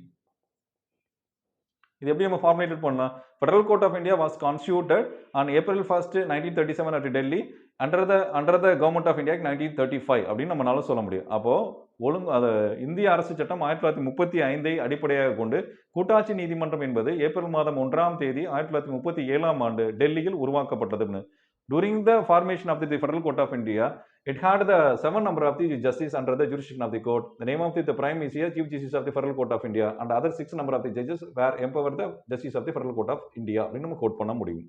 அப்போ இந்த இடத்துல இது ரெண்டுமே வந்து பார்த்தீங்கன்னா ரெகுலேட்டிங் ஆக்டை பற்றியும் பார்த்துட்டோம், கவர்மெண்ட் ஆஃப் இந்தியா ஆக்டை பற்றி ரெண்டுக்குமே இது வந்து டூரிங் த பிரிட்டிஷ் பீரியட் அப்படின்னு நான் தெளிவாக போட்டிருக்கேன். நீங்கள் டிஃபரன்ஷியேட் பண்ணி நீங்கள் ஃபாலோ பண்ணிக்கலாம். அண்ட் லாஸ்ட் ஒன்னே நம்ம ஸ்கிப் பண்ணியிருக்கோம். மொத்தம் 3 விஷயங்கள் சொல்லியிருக்கோம். அதில் வந்து தேர்டு ஒன் நமக்கு என்ன அப்படின்னு பார்த்தீங்கன்னா கான்ஸ்டியூஷன் ஆஃப் இந்தியா அப்படின்னு நம்ம எடுத்து பார்க்கணும். நம்ம இங்கே கோட் பண்ணியிருக்கோம். அப்போ இதுல வந்து கான்ஸ்டியூஷன் ஆஃப் இந்தியா அப்படின்னு நம்ம சொல்றோம். இந்த கான்ஸ்டியூஷன் ஆஃப் இந்தியாங்கிறது நமக்கு எப்போ வந்துட்டு கேம் இன்டு ஃபோர்ஸ் அடாப்டட் நமக்கு தெரியும். Adopted on November 26, 1949. National November 26, our country to frequently observing the remembrance of the adoptment of the draft constitution for India by the Constituent Assembly on November 26, 1949. That reason we are frequently observing the National Constitutional Day on November 26 in every year அப்படின்னு சொல்றோம். அப்போ இந்த டேவை நம்ம என்ன observe பண்றோம்? National constitutional டேவா இது பண்றோம் அல்லது நேஷனல் லா டேவா அப்சர்வ் பண்றோம். தேசிய சட்ட தினமாக அல்லது தேசிய அரசியல் சாசன தினமாக நம்ம அனுப்பிச்சிருக்கோம். எதற்காக? To the remembrance of the adoptment of the draft constitution for India by the constituent assembly on November 26, 1949 அப்படின்னு நம்ம சொல்ல முடியும். அப்புறம் கேம் இன்டு ஃபோர்ஸ்ட் எப்பொழுது நடைமுறைக்கு வந்தது என்றால் ஆன் January 26, 1950 அப்படின்னு நம்ம சொல்லுவோம். அப்போ ஜனவரி மாதம் 26ஆம் தேதி நம்முடைய அரசியல் சாசனம் என்பது நடைமுறைக்கு வந்தது அப்படின்னு சொல்றோம். சரி, இது வந்ததுக்கு அப்புறமா எப்போ வந்து supreme court of India formatted பண்ணாங்க? அப்போ வந்து பார்த்தீங்கன்னா Supreme Court of India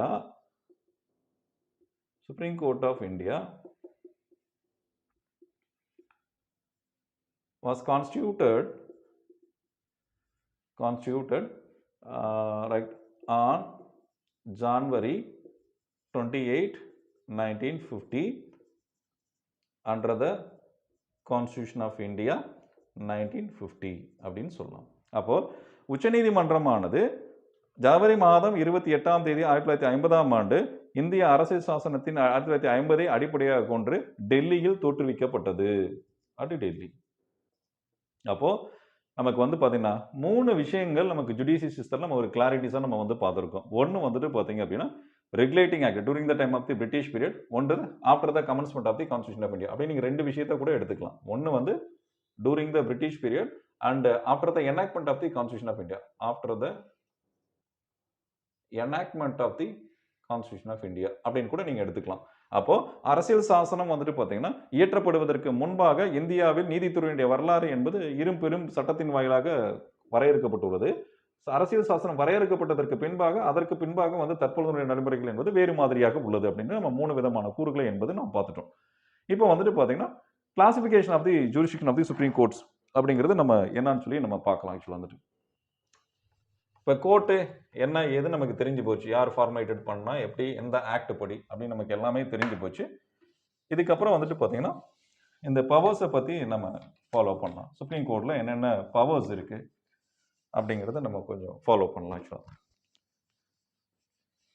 பவர்ஸில் வந்துட்டு ப்ரைம் பவர்ஸாக வந்துட்டு பார்த்தீங்கன்னா ஃபாலோ பண்ணி கொடுத்துருக்காங்க. அதில் 3 ப்ரைம் பவர்ஸ் இருக்குது.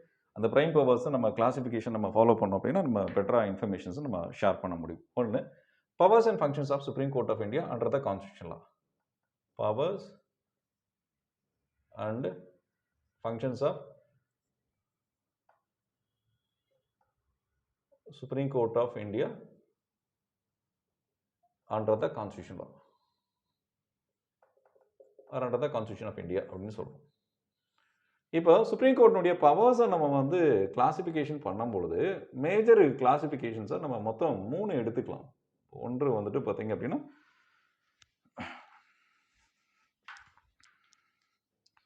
ஒன்று வந்துட்டு பார்த்தீங்கன்னா ஒரிஜினல் ஜூரிஸ்டிக்ஷன்ஸ் அப்படின்னு ஒன்று இருக்கும். செகண்ட் ஒன் இஸ் வந்து பார்த்தீங்கன்னா அப்பலேட்டிவ் ஜூரிஸ்டிக்ஷன்ஸ் அப்படின்னு ஒன்று இருக்கும். And third one is advisory jurisdiction அப்படின்னு ஒன்று இருக்கும். சிவபதி, இப்போ ஃபஸ்ட்டு ஜூரிஸ்டிக்ஷன் பார்த்தீங்கன்னா ஒரிஜினல் ஜூரிஸ்டிக்ஷன் அப்படின்னு நம்ம சொல்கிறோம்.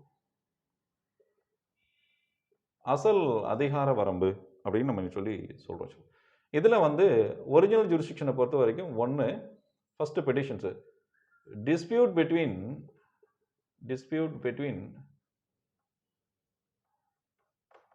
government of India and one or more states அப்படின்னு நம்ம சொல்கிறோம். அதாவது dispute between the government of India one or more states அப்படின்னு சொல்கிறோம். அதாவது மத்திய அரசாங்கம் ஒரு பக்கம் மற்றும் ஒன்று அல்லது ஒன்றுக்கு மேற்பட்ட மாநிலங்கள் ஒரு பக்கம். ரைட், இதுக்கு நம்ம எக்ஸாம்பிள் நம்ம சொல்லணும் அப்படின்னா formation of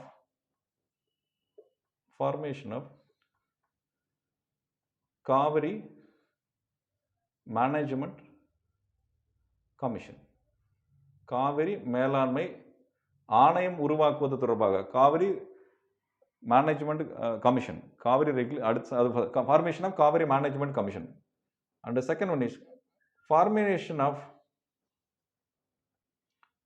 Kaveri Regulating Committee.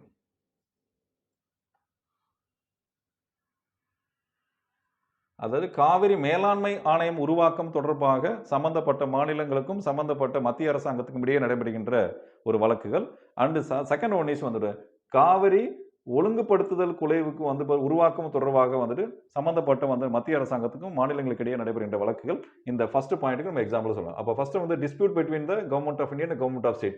இந்த இடத்துல டிஸ்பியூட் அப்படின்னா லைக்ஸ் ப்ராப்ளம்ஸ், அது பிரச்சனைகள் அப்படின்னு சொல்றோம். ஓகே, அப்போ ஒரு வந்து பார்த்தீங்கன்னா டைப் ஆஃப் கேஸ் பார்த்தோம், அதுக்கான எக்ஸாம்பிள்ஸ் அப்படின்னு நம்ம என்னன்னு பார்த்துட்டோம். And second one is dispute between likes வந்துட்டு ஒன் ஆர் மோர் ஸ்டேட்ஸ் அப்படின்னு சொல்கிறோம். ஒன் ஆர் மோர் ஸ்டேட்ஸ் அப்படின்னு ஒன்று அல்லது ஒன்றுக்கு மேற்பட்ட மாநிலங்களுக்கிடையே வந்து ஏற்படுகின்ற பிரச்சனைகள் அப்படின்னு சொல்கிறோம். இப்போ நான் இந்த இடத்துல எக்ஸாம்பிள்ஸ் நான் உங்களுக்கு கோட் பண்ணுறது காவிரி இஷ்யூ, முல்லை பெரியார் இஷ்யூ,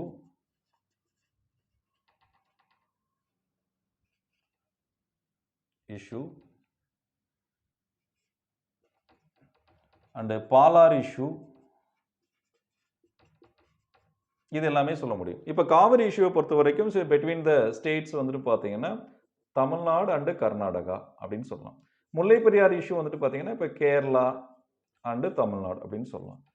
பாலார் இஷ்யூ வந்துட்டு பார்த்தீங்கன்னா தமிழ்நாடு அண்டு வந்து பார்த்தீங்கன்னா ஆந்திரா சொல்லலாம். And fourth one is Mekedatu, construction of Mekedatu dam, construction of Meghdoot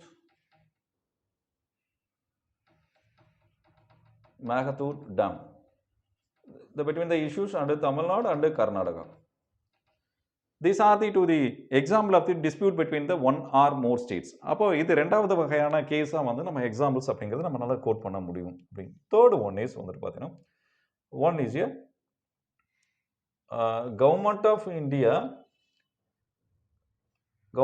India and one state versus one or more state. இந்த மாதிரி இருக்கக்கூடிய விஷயங்கள் மத்திய அரசாங்கம் ஒன்று அல்லது ஒன்றுக்கு மேற்பட்ட மாநிலங்கள், one or more state,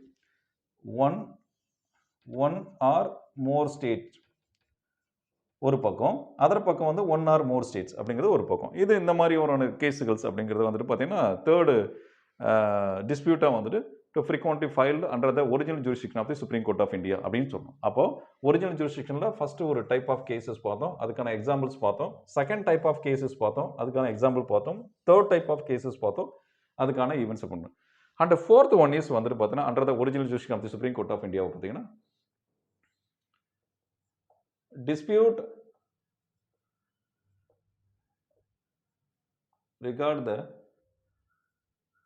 election of President of India. Election of President of India.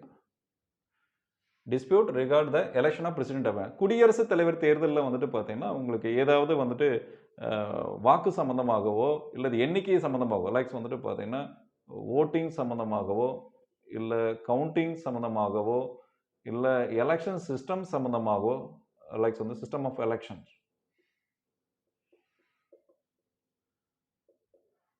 இந்த மாதிரி ஏதாவது ஒரு இஷ்யூஸ் இருந்துச்சுன்னா அந்த டிஸ்பியூட்ஸ் யார் வந்துட்டு பார்த்தீங்கன்னா ஹேண்டில் பண்ணணும். Who is authorise these kinds of to the dispute between the arises during the time of the to conduct the election of the office of the President of India, the file the petitions before the jurisdiction of the Supreme Court of India under the original jurisdictions event அப்படின்னு நம்ம சொல்ல முடியும். அப்போ இது ஒன்று. And fourth one is வந்துட்டு பார்த்தீங்கன்னா dispute regard the office of Vice President of India. குடியரசுத் தலைவனுடைய office of election of vice president of India. Election of dispute regard the office of election of vice president of India. துணை குடியரசுத் தலைவர் தேர்தல் தொடர்பாக ஏதாவது ஒரு இருந்தால் அதன் மாதிரியான தகவல் அனைத்தும் உச்சநீதிமன்றத்தின் அசல் அதிகார வரம்பின் முன்பு வந்துட்டு பார்த்தீங்கன்னா 5வது நிலையில் உள்ள வழக்காக தாக்கல் செய்யப்படும் அப்படின்னு சொல்லலாம். And 6th one is enforcement of fundamental rights. அடிப்படை உரிமைகள் நடைமுறைப்படுத்துவது தொடர்பாக ஒரு நீதி பேராணை என்பது தாக்கல் நம்ம ஏற்கனவே பார்த்துட்டோம், ரிட்ஸ் அப்படின்னு பார்த்துட்டோம். அப்போ அந்த type of writs under the article 32 of the constitution of India அப்படின்னு நமக்கு தெரியும். இதெல்லாமே வந்து 6th categories of the to the பெட்டிஷனாக வந்துட்டு original jurisdiction of the supreme court of இந்தியாவில் நம்ம பயன்படும். And 7th one is interstate water dispute. மாநிலங்களுக்கு இடையே நடைபெறுகின்ற நீர் தகராறு தொடர்பான வழக்குகள் அப்படின்னாலும் சரி. இது வந்து தனியாகவே நம்ம கோட் பண்ணி கொடுத்துருக்கோம். ஏற்கனவே உங்களுக்கு இதுவும் சேமாக இருக்க மாதிரி இருக்கும். பட் இது மல்டிபிள் சாய்ஸை தான் வந்து கொடுத்துருப்பாங்க. அது இன்டர்ஸ்டேட் வாட்டர் டிஸ்பியூட் அப்படிங்கிறது நம்ம தனியாக வந்து ஒரிஜினல் ஜூரிஸ்டிக்ஷனில் சுப்ரீம் கோர்ட்டில் நம்ம கோட் பண்ணி கொடுத்துருக்காங்க. அப்போ இன்டர்ஸ்டேட் வாட்டர் டிஸ்பியூட் அப்படின்னு சொல்லி சொல்கிறோம். அடுத்து வந்துட்டு பார்த்தீங்க அப்படின்னா எய்த் ஒன் இஸ் வந்துட்டு பார்த்தீங்க அப்படின்னா damages are claimed or recovered or claimed recovered from government of India by government of state. அப்போ இந்த இடத்துல வந்துட்டு பார்த்தீங்கன்னா மாநில அரசாங்கங்கள் மத்திய அரசாங்கத்திற்கு எதிராக வந்துட்டு கோரப்படுகின்ற இழப்புகள் damages are claimed or recovered from the government of India by the government of state அப்படின்னு சொல்லி சொல்கிறோம். அப்போ இந்த இடத்துல வந்து டேமேஜஸ் அப்படின்னா லைக் இது கைண்ட்ஸ் ஆஃப் நம்ம எதை மென்ஷன் பண்ணால் டிசாஸ்டர் மேனேஜ்மெண்ட் ஆக்டை கோட் பண்ணலாம். டிசாஸ்டர் மேனேஜ்மெண்ட் ஆக்ட் 2005 வந்துட்டு பார்த்தீங்கன்னா நம்ம கோட் பண்ணலாம். அண்டு கண்டிஜென்சி ஃபண்ட் ஆஃப் இந்தியாவை நம்மளால கோட் பண்ண முடியும். கண்டிஜென்சி ஃபண்ட் ஆஃப் இந்தியா அப்படிங்கிறது கோட் பண்ண முடியும். இப்போ டிசாஸ்டர் மேனேஜ்மெண்ட் ஆக்டுக்கு நம்ம 2005 மன்மோகன் சிங் பீரியட்ல அந்த ஆக்ட் வந்து எனாக்டட் பண்ணது. கண்டிஜென்சி ஃபண்ட் ஆஃப் இந்தியாவுக்கு வந்து பார்த்தீங்கன்னா ஆர்டிகல் இஷ்யூ வந்து 267 of the constitution of India அப்படின்னு சொல்ல முடியும். அப்போ பேரிடர் மேலாண்மை சட்டம் 2005 இந்தியாவுடைய நிகழ்வுசார் நிதி வந்துட்டு பார்த்தீங்கன்னா சரத்து 267 அப்படின்னு சொல்லுவோம். இப்போ இந்த இடத்துல டிசாஸ்டர் அப்படின்னு பார்த்தீங்க அப்படின்னா உங்களுக்கு கோட் பண்ண வேண்டிய விஷயங்கள் flood, volcanoes, rainy season, rainy or rainfall, monsoon failure, and the fifth one is earthquake, tsunami, புயல், வெள்ளம், cyclone, and eighth one is etc. These are the calamities are frequently powered or jurisdicted under the event of the disaster management 2005. In case of any kinds of these kinds of the disaster management, disaster will be the happen before a own jurisdiction of our nation. That time the sum of the fund will be the released from the contingency fund of India by President of India with or without approval of the Parliament of India under Article 267 of the Constitution of India அப்படின்னு நம்ம சொல்ல முடியும். அப்போ இந்த இடத்துல இந்தியாவில் ஒரு அசாதாரண சுனாமி, புயல், வெள்ளம், எரிமலை வெடிப்பு, பூகம்பம், சுனாமி, பருவகால தோல்வி, அதிகமான மழைப்பொழிவு, இந்த மாதிரி ஒரு அசாதாரண சூழ்நிலைகள் என்பதால் நடைபெற்றால் அரசியல் சாசனத்தில் சரத்து 267 கீழ் வழங்கப்பட்டுள்ள நிகழ்வுசார் நிதியிலிருந்து பாராளுமன்றத்தின் அனுமதியோடு அனுமதி இல்லாமலோ குடியரசுத் தலைவர் ஒரு நிகழ்வுசார் நிதியை விடுவிப்பார் அப்படிங்கிறது நம்ம தெரிந்து கொள்ள வேண்டிய ஒரு விஷயங்கள். அதுதான் damages are claimed or recovered from the government of India by the government of states அப்படின்னு நம்ம சொல்றோம். அப்போ 8th டைப் ஆஃப் கேசஸ் அப்படிங்கிறது பார்த்துட்டோம். அண்ட் 9th ஒன் இஸ் வந்துட்டு பார்த்தீங்க அப்படின்னா